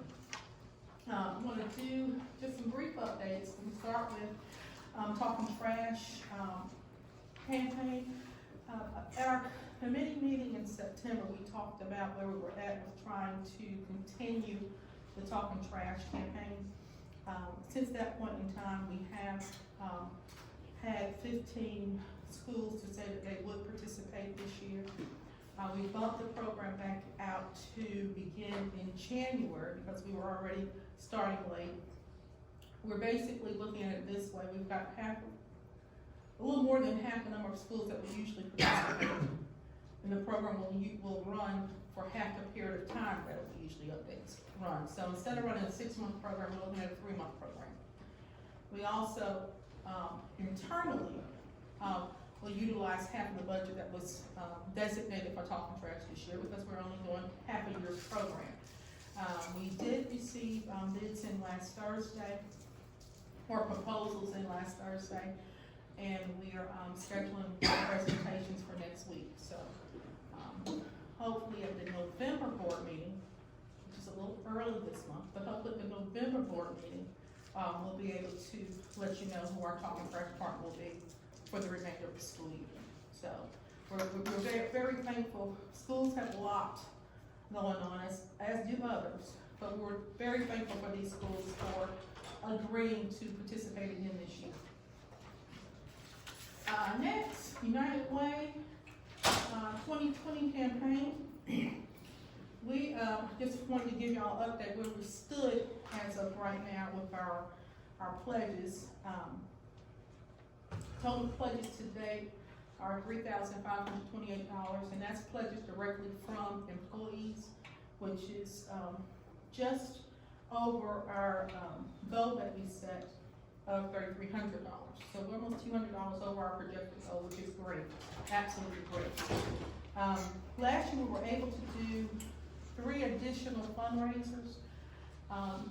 One was the Pie in the Eye, one was a hot dog fundraiser, and the third was a raffle. Because of COVID, we can't do some of these this year, so we You all, still throw a party. you can throw pies, but distant.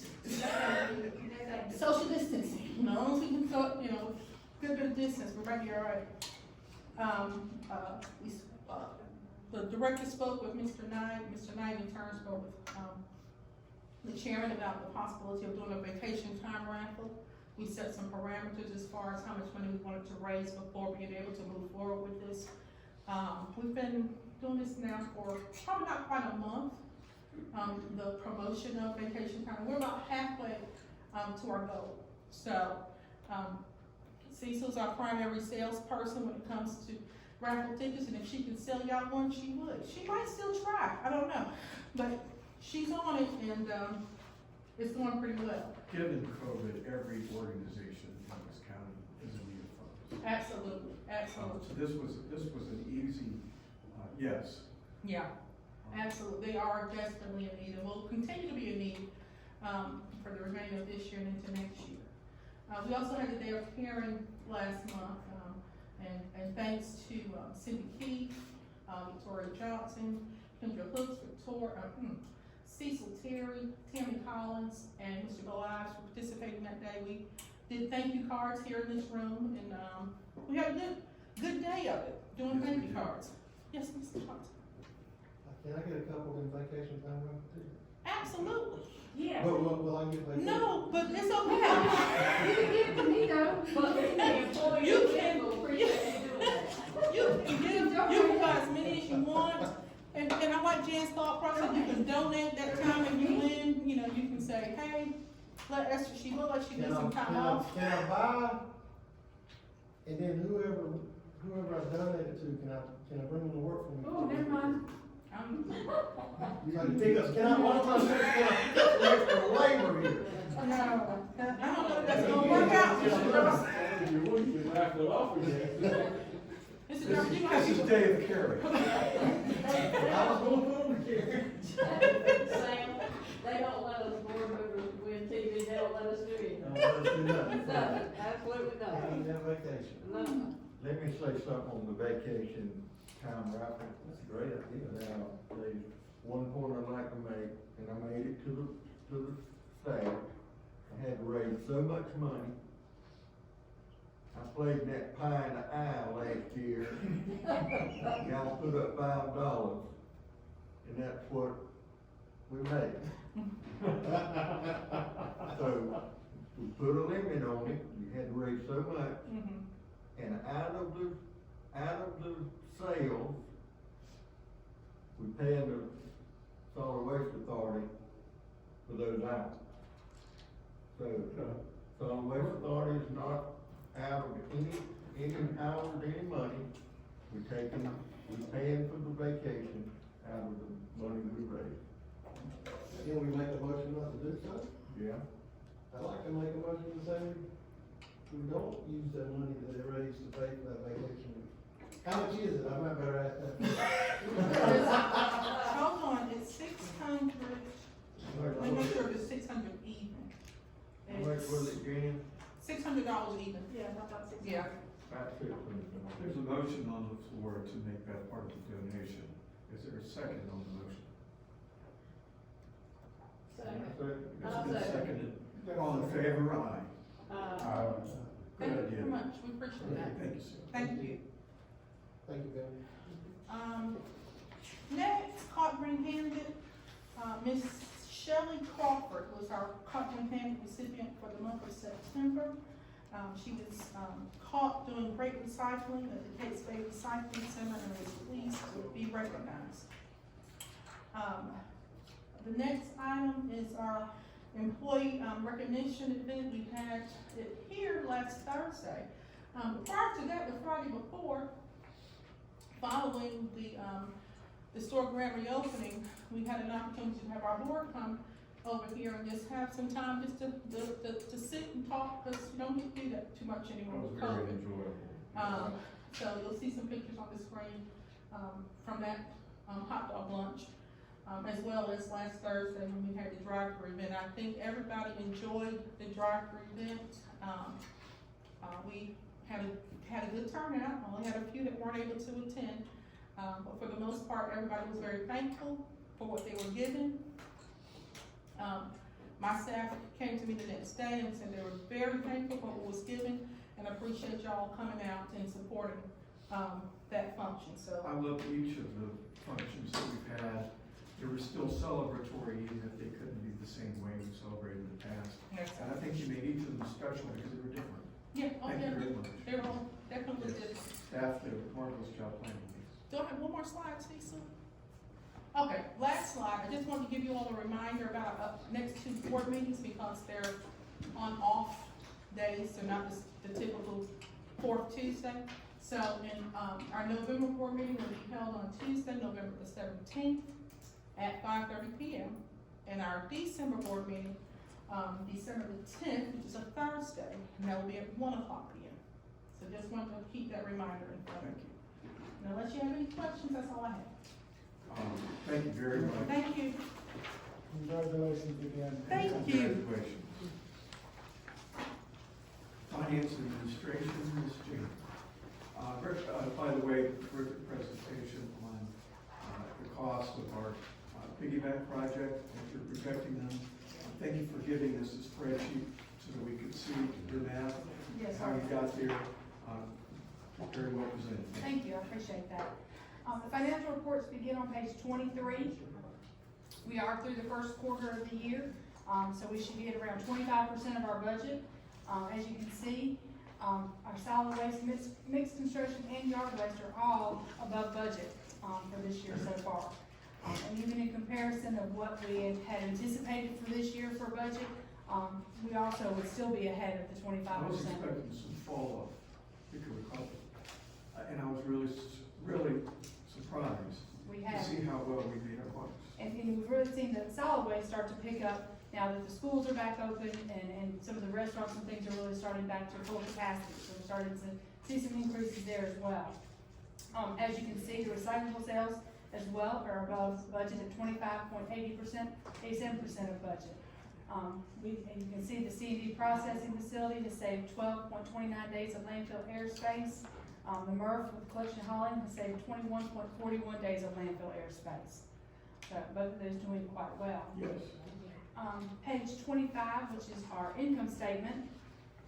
As you can see, our revenue is just right at budget at 24.86, just slightly below. But our expenses are well below at 20.88% of budget. Again, I did some comparisons to where we had anticipated or what we had budgeted originally for revenue, and we'd be right at exactly almost on the same mark. So we're continuing to be right where we need to be with our revenue and expenses.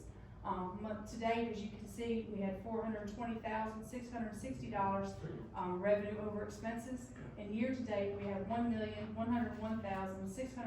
$1,101,694.58 of revenue over expenses. Last page of the financial I want to go over is on page 29. I'd like to say just taking a look kind of where we are as comparison to our tonnages from last year. As you can see, yard waste and mixed construction are above where we were last year this time. Solid waste just slightly below overall. But like I said, the month of September, we did see some increases in solid waste. And I anticipate that we'll continue to see that as things start hopefully continuing to stay open or reopen as well. On page 37, I have our year-end transfer. This is what we take a look at on a quarterly basis, and I try to wait until after our financial reports have been finalized. And this is the transfer for the end of June 30th, as you can see, taking a look at where we were with our total cash and the estimated revenues that we maintained to the side. We actually have $2.6 million that we can transfer into some of our designated funds.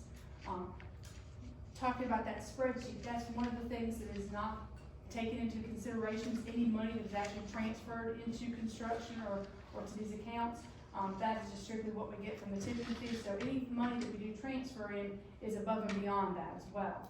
And as you can see at the bottom, what I'm requesting is that we transfer $500,000 into our construction for piggyback, $609,000 into our general construction account. As I mentioned to you, at budget time, that construction account as well as our equipment replacement account are two accounts that are low and that we need to try to build up. So as you can see, I've got the majority of it going into our equipment replacement fund at the $1.5 million. As we continue to, like I said, need to replace equipment costs more today than what we originally purchased it at. That fund starts to get depleted. So I'm requesting the board's permission to do those transfers. Is there a motion for those transfers? As Motion is made. the chairman of the finance committee, having studied the situation, I recommend that we do it. Any further discussion? All in favor, aye? Aye. Opposed? Thank you so much, and Jan, I want to also thank you so much for the clean audit that we had. Thank you, I And your work appreciate with that. our audit committee. And I'm so pleased that this year you worked with them and you learned how to do some of the projections yourself. Yes, sir.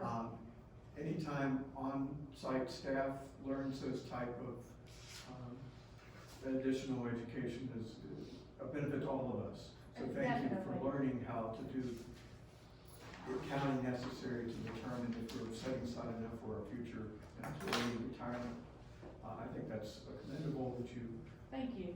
went that I'm very fortunate. extra I- step. Thank you. Like Esther mentioned, I've got a great staff that work hard, and like I said, and also I give a lot of thanks to David DeClever with Smith South. He's wonderful to work with us, to teach me, to help out. So like I said, every year I learn something new from him, so I And like you've that. been bringing Susie up with you. That's exactly right. Like I said, she's been a great asset for sure. The last page I have for you is page 38. I usually stand up here and just run through some figures with you, and so I thought I'd kind of, every now and then, maybe give you a little update on some of the different things the finance department's kind of dealing with. And I just want to, this is July 1st through September 30th this year compared to last year. Just to look at some of the transactions at the Scales House. Ladies are taking in every day. As you can see, we're up about 3,000 transactions from last year at the same time.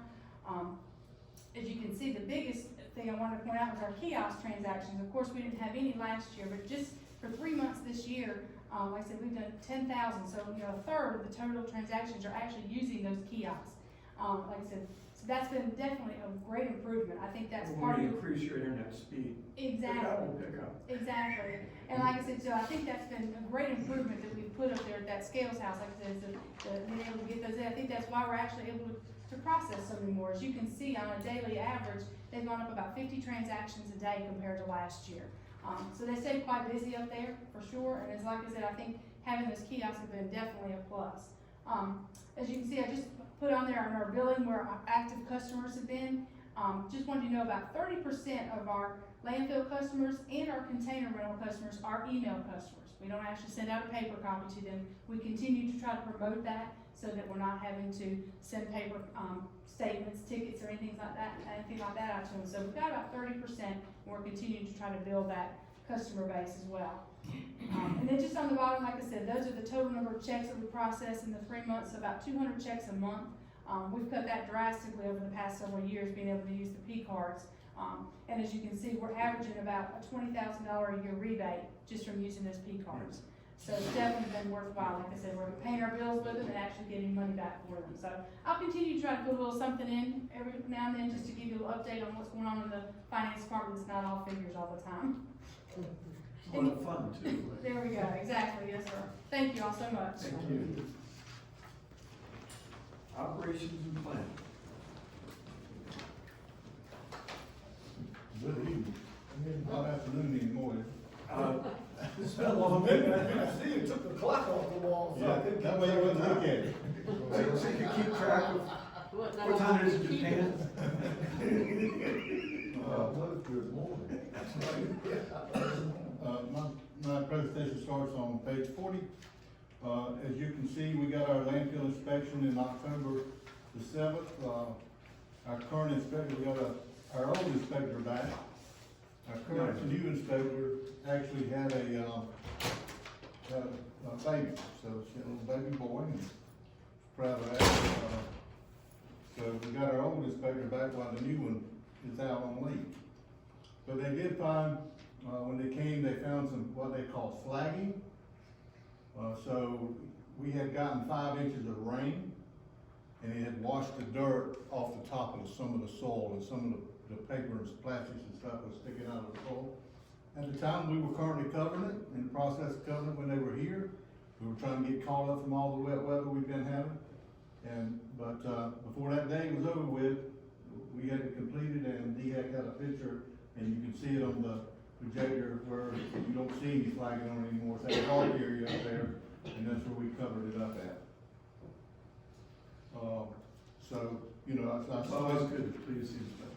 always good. We always, when they find something, before the day's out, we try to have it completed. And to them, they didn't write us up for it, they just noted it on the bottom of the sheet. And because they noted it, we could take it as a serious issue, and we tried to correct it as quickly as possible and get it to them. But we were already in the process of completing that. Our C&D processor, or factory, was, got a 65% recycling rate last month.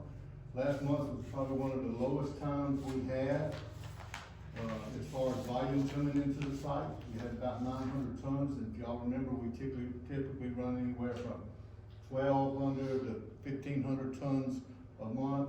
As I spoke to y'all, we were having a hard time getting the contractors to go over there. So that was a problem. On page 41, That do code? they just, they won't go unless you tell them to go over there.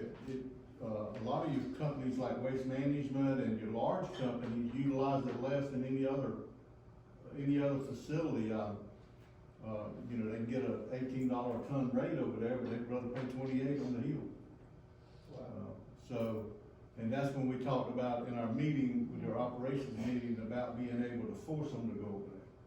So, and I'll talk about that during the, committee reports. So we've seen a increase in tonnage at the MRF. So last year we did 1,671 tons, and we were up by 16.46%. That was neat to see.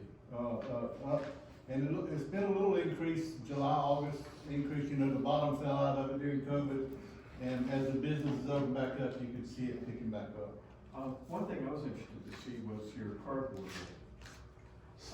Was this about our 18th month of operating the cardboard collection program? Yes, sir. We're on par with last year. I thought COVID would have impacted that. Our prices were affected, but the volume hasn't. Right, it's pretty much staying up. Do you see that program as still being vigorous? Yes, we still adding new customers on it. Great. Of course, with the businesses down, and some businesses actually having to remove them. Didn't understand why, but they did. It's their choice. They're not contracted with us to do that, and it's a totally voluntary program. But the MRF's been doing pretty good, and our hauling collections doing good. Our pricing continues to tick up. We've been holding PET. So in the month of October, you're gonna see an increase in revenue coming out of the MRF. We had 5 full loads, and we sold those because remember the price had got down to about $15 a ton, and we saw them up selling it for $80. So we sold all 5 loads of those. So we do that, and we've seen a tick up in all the prices. If you take last month, in mixed paper, we were at $37, and we're at $52 this month. We were at $120 in September for cardboard, we were $126. So we did see some definite tick up in prices, not large jumps, but we did see a pick up in those prices. On page 51, household hazardous waste has been real popular.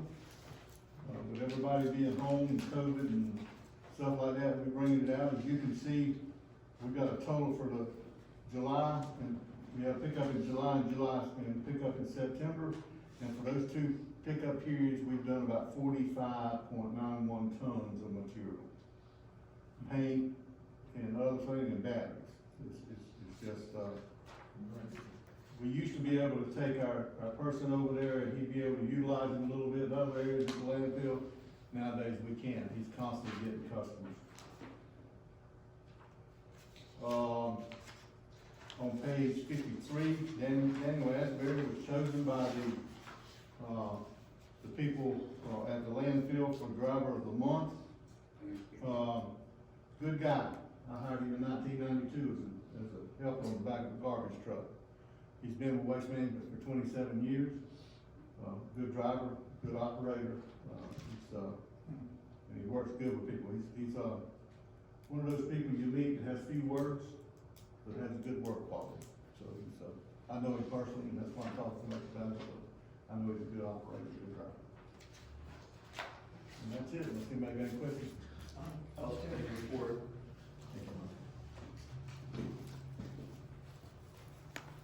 Executive Director. Thanks, sir. My report starts on the first part, it's on page 54. We had the grand reopening of the store, That was tremendous. I think it was very productive. October the 16th, and, they figured, based on the chicken boxes, I had about 120 people come through. A lot of new people came through, and I dropped off a flyer to the new beauty shop up the street. And, I think they came down, but, Miss Anita has got her attic now, and I think everything is, going good at the store. And last Tuesday at 4:30 in the morning, WPDE did a broadcast live. Danny made a presentation at 5 a.m. and it was outstanding. Any of you who missed it, he talked about the jewel in the crown of the Solid Waste Authority, and I thought, what a wonderful way to express it. I appreciate your comments, and there were enough people looking at the store, you'd think it was 4:30 in the afternoon. I asked that young girl, I said, hey, why in the world you got a program from 5 to 6:30 in the morning when nothing's open? Bunch of people getting ready to go to work. Yeah. And And to get up at 3 o'clock to get ready. And Amanda has her regulars who watch her, so, but it was an excellent presentation, and, it was another opportunity to get the message of the store out there. It's something that we can be proud of, and, Esther came, I was there, Lane Gore and one of her workers was there. So, we had a good turnout, and, I think the TV people had a good time on. yes, they did. The employee recognition, we had drawings, and we've got, for the unincorporated, is Ray Edwards. He works at the Homewood Center. Great. And Billy Ellen, who is a truck driver for collection and hauling, he works for Rodney. Excellent. So, They will be happy. that's a good thing. That's pretty much it. Thank you, sir. Thank you, Dan. Been a busy month. This really has been quite a month, and I really am proud of the work that has been done. And I think the Class 2 landfill expansion update was an excellent presentation, Danny.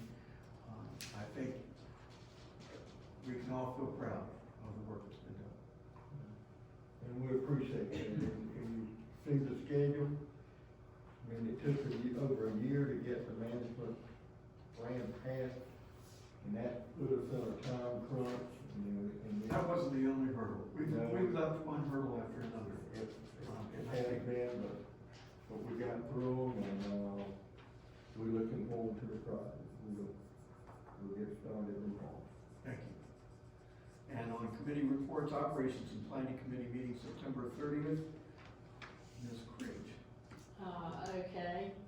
Mine's gonna be quite a bit easier since Mr. Vance and him came in and told theirs, because the first thing, which was the road in 1187, Barrow area, I think they covered quite well.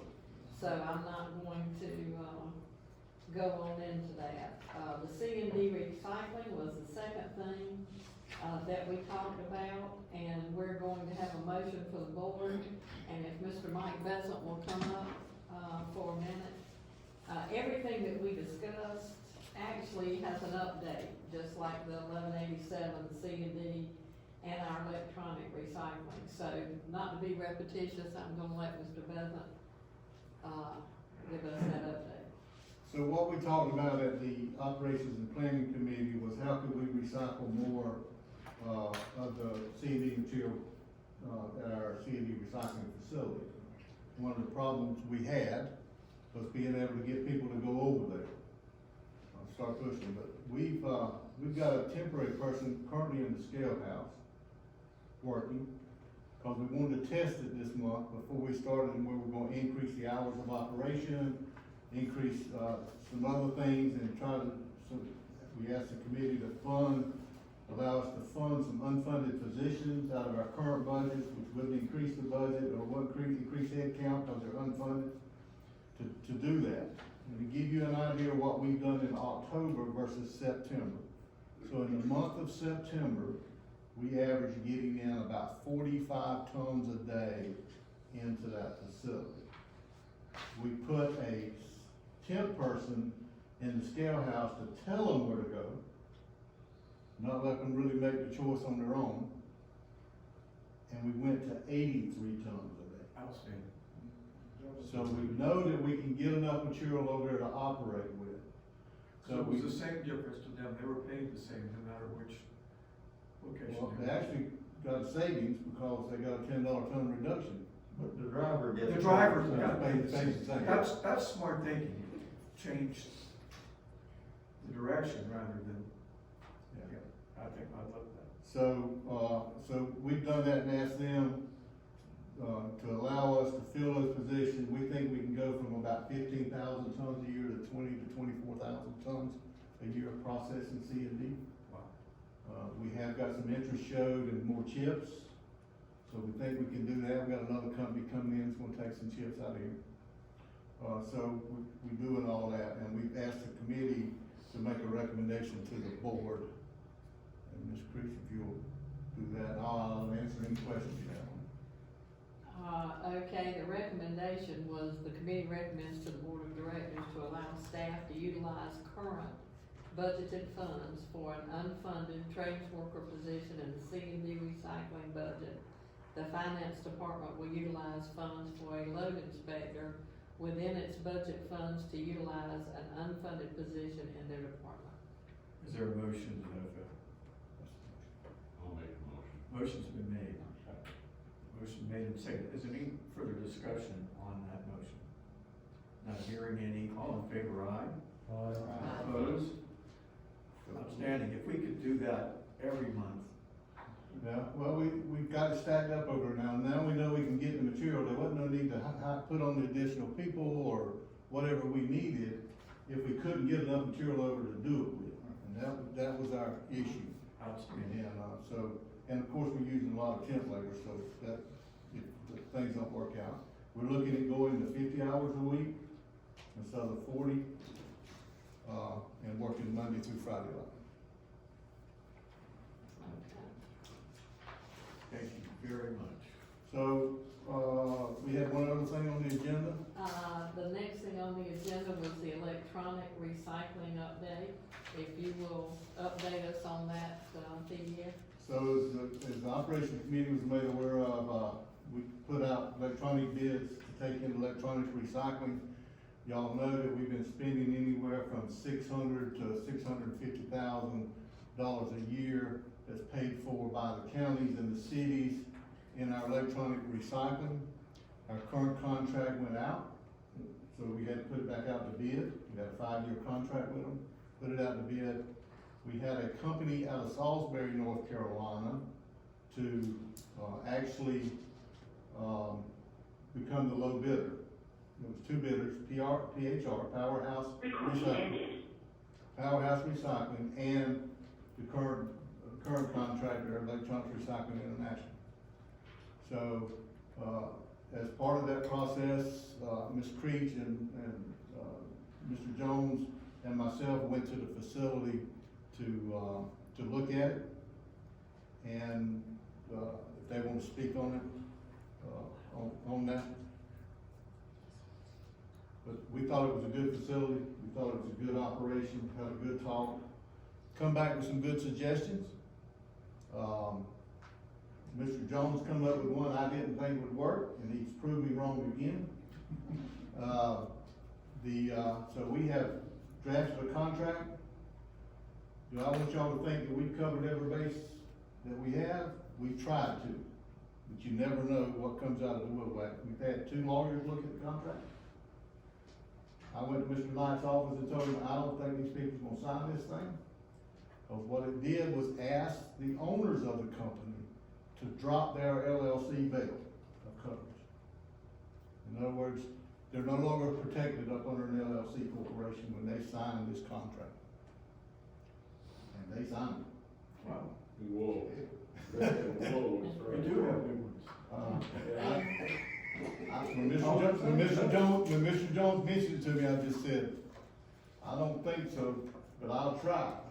I was impressed by the report back from Mr. Jones and Ms. Creech when they visited the company on site, and they came back with the report they did. We had to go with Vesticade because their bid was so low, compared with the bids that we had. I think one of the really great things about that is not only Mr. Jones coming up with the wording to do that, because that was phenomenal. That's why I asked him to go, he's good at that. But when you see the contract, not only are they going to be responsible, but it's also going to not save us the money, because we actually bill the municipalities in the county. It is going to save the county and the municipalities from $250,000 to $300,000 a year. And that It's real money. is real money. Excellent job from everybody concerned. Mr. Jones, thank you. Mr. Besley, thank you as well. And it's saving the county money now. So, Yes, sir. so we process the electronics recycling, and whatever that cost is to do that, Jan passes it back to wherever it come from. So, based on tons. Correct. So if the county was spending in the neighborhood of about $500,000 a year in electronics, so they were paying us, and then the cities was the other 100. And what was the bid that Greenville got? Greenville was $350,000. Yeah. We were worried it was gonna go the other direction. It had to do with our body.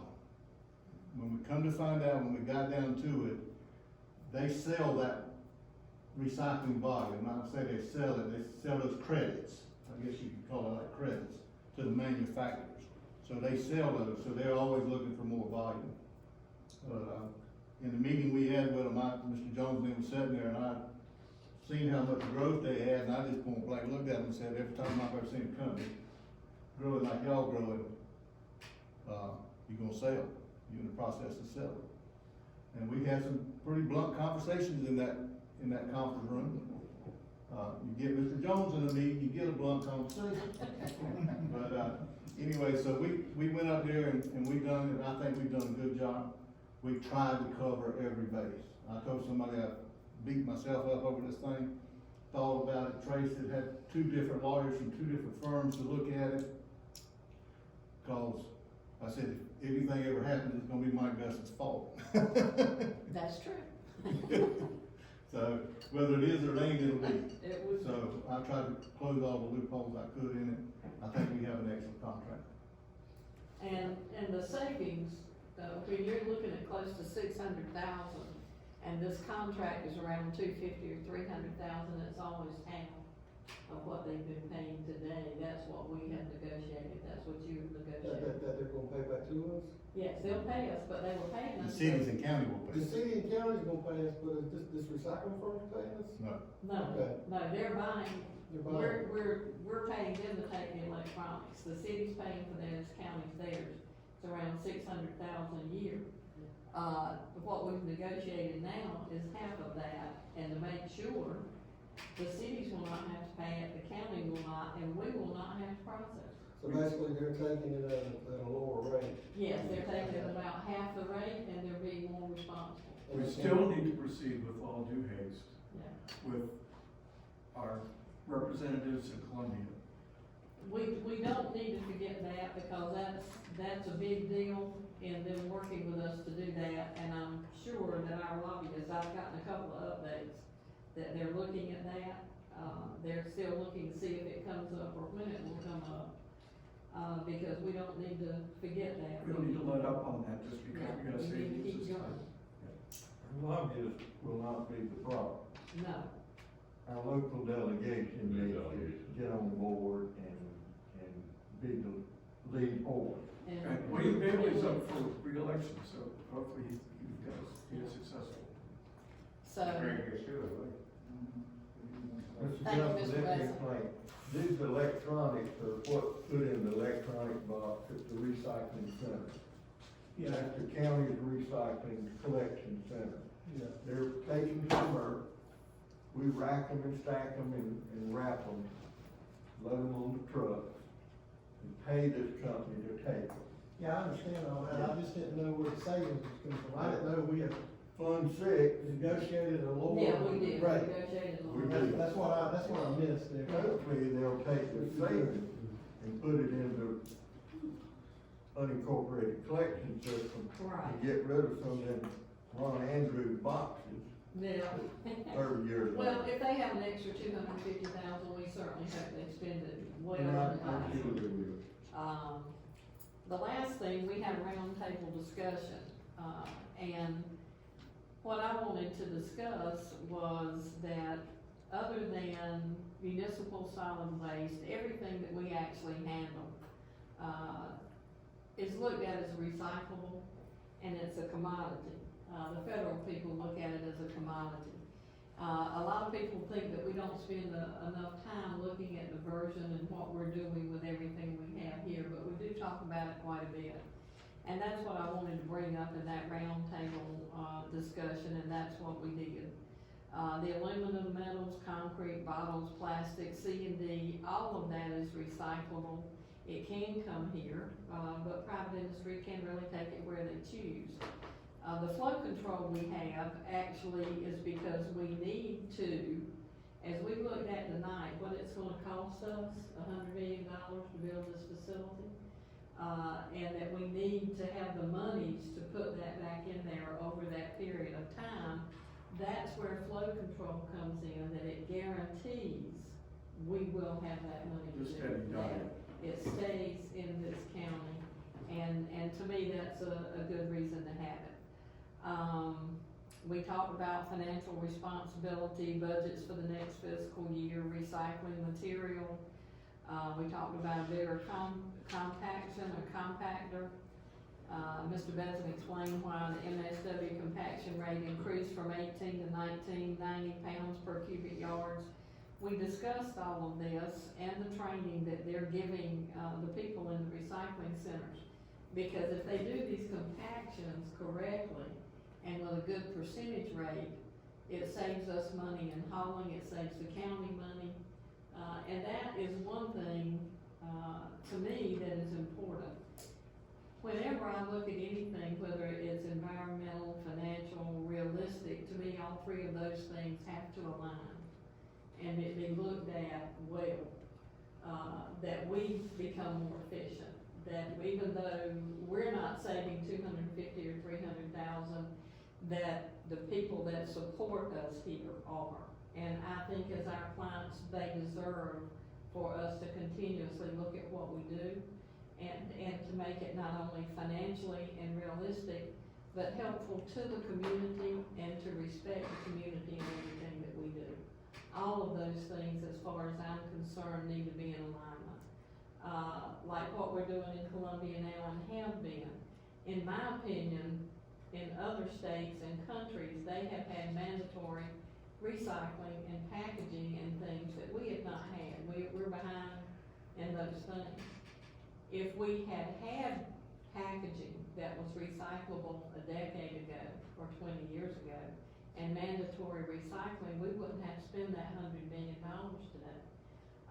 We wouldn't have the environmental concerns, we wouldn't have the monetary concerns. So hopefully, throughout looking at all of these, and Mr. Besson, I appreciate it, when I talk with him about what we're going to do in our operations meeting, it is to look at every aspect of what we're doing. And quite frankly, he has never failed to make it better, more financially better in what we're doing, and to come back with excellent suggestions. And to me, that is great for us to have accomplished these three things in that manner, financially, realistically, and environmentally, to look at this. And I'm proud to bring that back to all of you at the board for what the people that are working on our operations committee have done. I'd like to thank my committee for doing that. I'd also like to say that we will have another operations committee meeting in November. Mr. Bevan is looking at dates for that, and I'm sure he'll be getting back with you.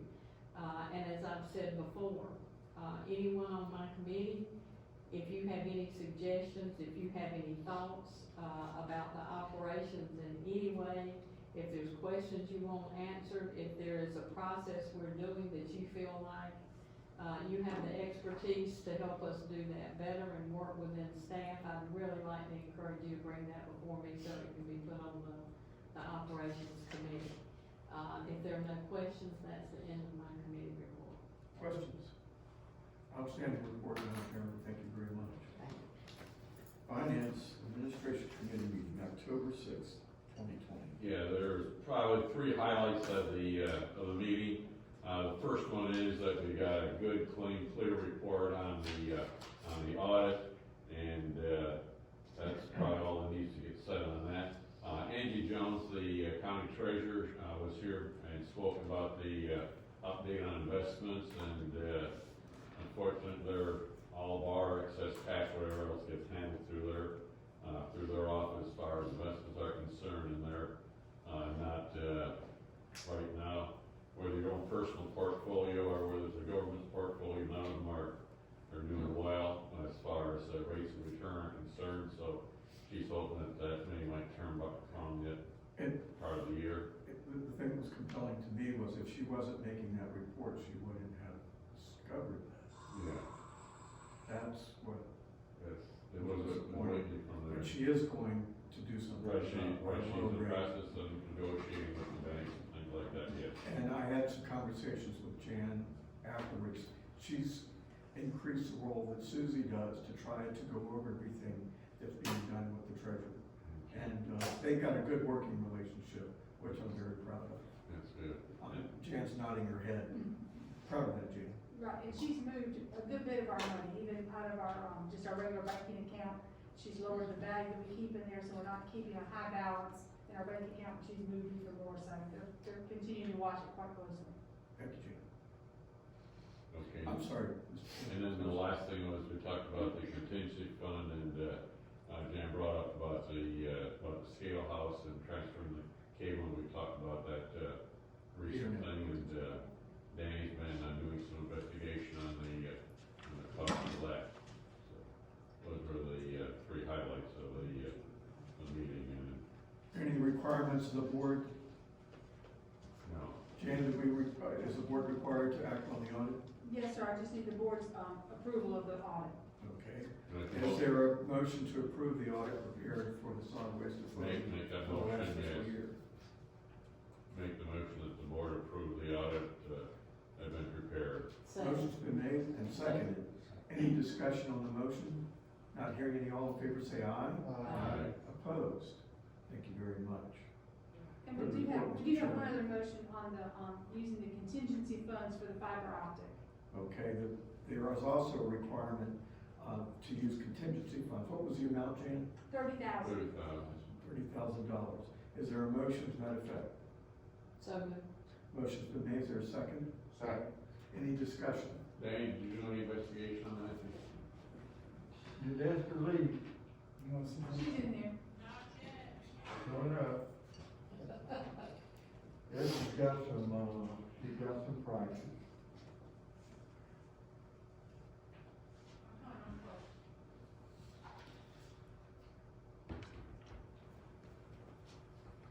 Is Spirit Blue? No, come on. Talking about you, fiber optic. Okay, here we go. Yes, Dr. Campbell.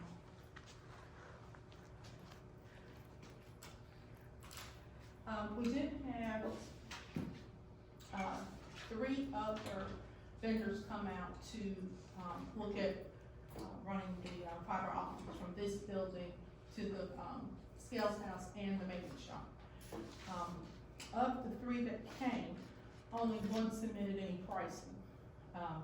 I know the others were kind of iffy on if the job was too large for them because it will require boring down under asphalt and concrete to get the lines from here to there. The third vendor that did submit pricing, his pricing came in at $39,000 and some change, almost $40,000. So that's where we're at as far as the ones we spoke to. Sam, it was a good question, but she discovered why the cost had increased to the level it was. Sam had asked a question about why $30,000, and looking at the aerial distance, it did bear questioning. So Yeah. now we know the boring is the cause of the additional cost. Going underneath the driveway, going underneath the concrete, going to that. It was worthwhile to go through that exercise. Thank you so much for getting this business. Okay, thank you. Thank you. Anything, we did the motion and now we need to vote. All in favor of the contingency fund for the internet upgrade, say aye. Aye. Opposed? Thank you very much. Mr. Chairman, does that complete your report? That completes my report. Thank you. Recycling and Corporate Affairs Committee meeting, October 13th. Okay, we had the recycling, there was about 4 points, and so I'm not gonna be long, it was a short meeting. Most of the information is in your report. We talked about the focus group update, when we wanted to do that, we was hoping to kick off sometime in November. At that meeting, I think we had 5 participants that had showed some interest. We were gonna continue to see if that number went up. We decided that it really wasn't a rush, that, you know, we just wanna get through it, get it done. And the staff is continuously working to see if they can get, more people to participate, because there's a questionnaire they have to fill out and send back. So they're gonna work on that. We decided that we're gonna just let them work, and we will not necessarily have to have another meeting for updates. And we can be updated at the board meeting if we get new information in. One of the things we did do, I think Esther went to 99.5, whereas I understand she did an outstanding job for the Solid Waste Authority. And on that show also, she was able to solicit for people to come in and participate. And whether she's got any update on that, I don't know, but we can follow up on that later. The other thing was talking trash, and I think she already mentioned that. That was the other thing. And we're going to a very short version this time. We're gonna be doing 3 months due to the COVID and the time we're on the store and those kinds of things. So, she will keep us updated with that. I think the most significant thing that came out of our meeting was the sign. Again, we go back to Ms. Pam Creech. Pam had suggested that we come up with a sign, and I think it was a great idea, because she said we never said please to people, and that's nice, because most people in Warren County does say please. So we were pretty pleased. She didn't ask us to put that on there. So we just put please. We did make a sign that asked people to please recycle. And just hearing from some of the stuff that we get from the scale out, I think it was a good idea. So we got a sign, and it's a movable sign. I don't know if she put a picture of the sign in the package or not, but it's a nice sign. And you can move it around at the centers. And we're asking people to recycle, and we'll see what comes out of that. But basically, that was our biggest thing, and to find out whether or not, when we'll be doing the focus group, and we'll be updated as that go along. The other news was that we decided to make it a Zoom type format. Yeah, and because you asked the question whether or not everybody had a video, and we could do it on the phone, but we chose that. But unfortunately, COVID, we can't do a live. Right, go live. And they're gonna be working on that, so the staff is doing a great job, and once they get it all put together, they'll bring it to us. Thank you, sir. That's all I have. Any questions? Any questions? Your recycle sign is on page 94 in the book. Okay, I didn't get that far back, because I have seen you. But thank you for reminding me. Thank you very much. Thank you. Old Old business we already covered, new business roundtable discussion.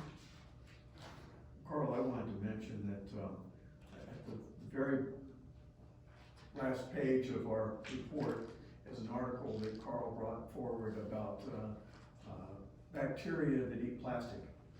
And we learned that they are temperature sensitive. So the drawback to the bacteria is they have a limited lifespan. But they've made some fascinating discoveries, and I appreciate you bringing the article forward. Would you like to highlight some of the things that? That's an advancement. 15 some years ago, I went to Clemson because PhD candidate at Clemson, or might have been a postdoctoral student at Clemson, was all excited because found this one cell organism, i.e. bacteria, that could consume waste. And in the lab it worked really great. And so we brought it out in some field studies and whatever else. We found out it worked really great in field studies until December, January, February, and March came, and the temperature dropped down to the freezing mark. And there's one problem with those one cell organisms. They generally die when the temperature gets cold. So all those wonderful little people refer to them as bugs.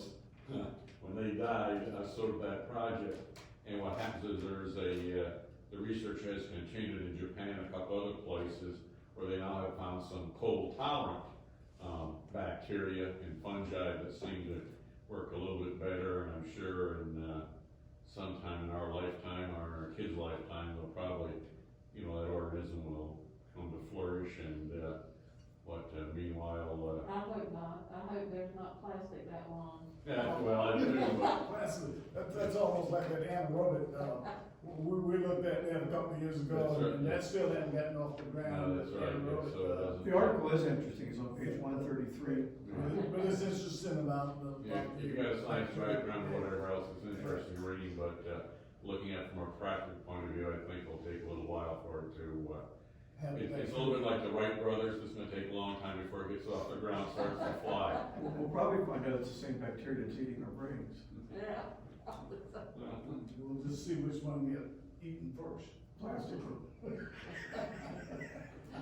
Paul, that's a real concern to me because those that cancer up here, I've been diagnosed with stage 2 cancer, and I just hope the hell it doesn't get into my brain. Okay? Yeah, that's no kidding. Yeah. Anything else for the roundtable discussion? Again, I'd like to commend staff on the Class 2 landfill expansion update that we had earlier, and I'm pleased that we'll be underway beginning tomorrow. Anything else for the order tonight? Is there a motion for? So move to adjourn. Motion's been made, is there a second? It's been heard. Thank you very, very much for your attendance this evening and your attention.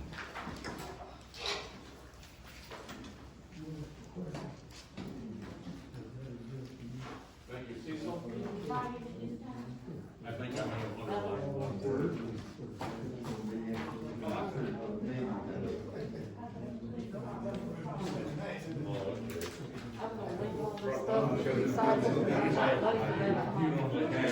All of it can be recycled in your magazines?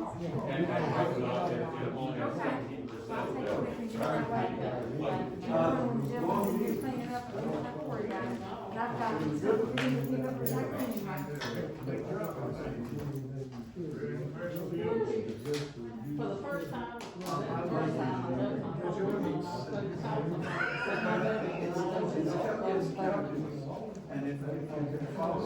So right now it's 8:05. Oh, crap. You want to call somebody? Well, I don't know if the first program number phone call. Please tell my number, yeah, I'm pretty sure. Should know you guys' number, because they're all their phone. Everything with their phone. What's wrong with different, that ain't what. Jim, did anyone else? I'm sorry, good to see you, but I got to get home. I was supposed to call somebody before 8 and say. I think I saw one mileage. Yes, See you, Mr. and Mayor. then I've got to do this payment, hello. So I'll have to hold some time for you.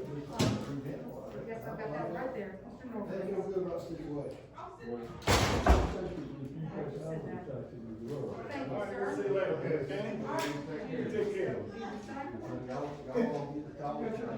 Thank you, sir, I appreciate it. Squash them. I appreciate it. That's fine. You have plenty of fuel I to wasn't be trying, able I to was trying to do make sure we don't use stuff where we were headed. Cause Skylar, Oh, you Mr. Okay. You have a pen? Good. Oh, yeah. Nobody else, I don't know where that is, it's been one long week. It's been a long day. You good? You been on the same page all? Yeah, man, I'll see you later. Have a good night. Yeah, Mr. Ham's the winner again. It's been 11 last month. That's wrong, that's wrong. It's been 11 last You month. know what, let me know. Cause I didn't drink any. I, told, that's why Unless you I got a was minute, 10. I'll go reprint it. What time is it? 10 o'clock? We can do it by hand. Okay, go ahead. Can we? Yeah. This is 3, 3, X, 5, 5. 1, 2, 3, 4. This is right. 1, 2, 4. Where you want you stay? 2 is right here. 2. I'm gonna go. No, Not the front door. That's you. Oh, that's the star one, thank Yeah. you. 1, 2, 3, 4. Mhm. All right. Ah. Mr. Jones, be careful out yonder. Yes, ma'am. We appreciate it.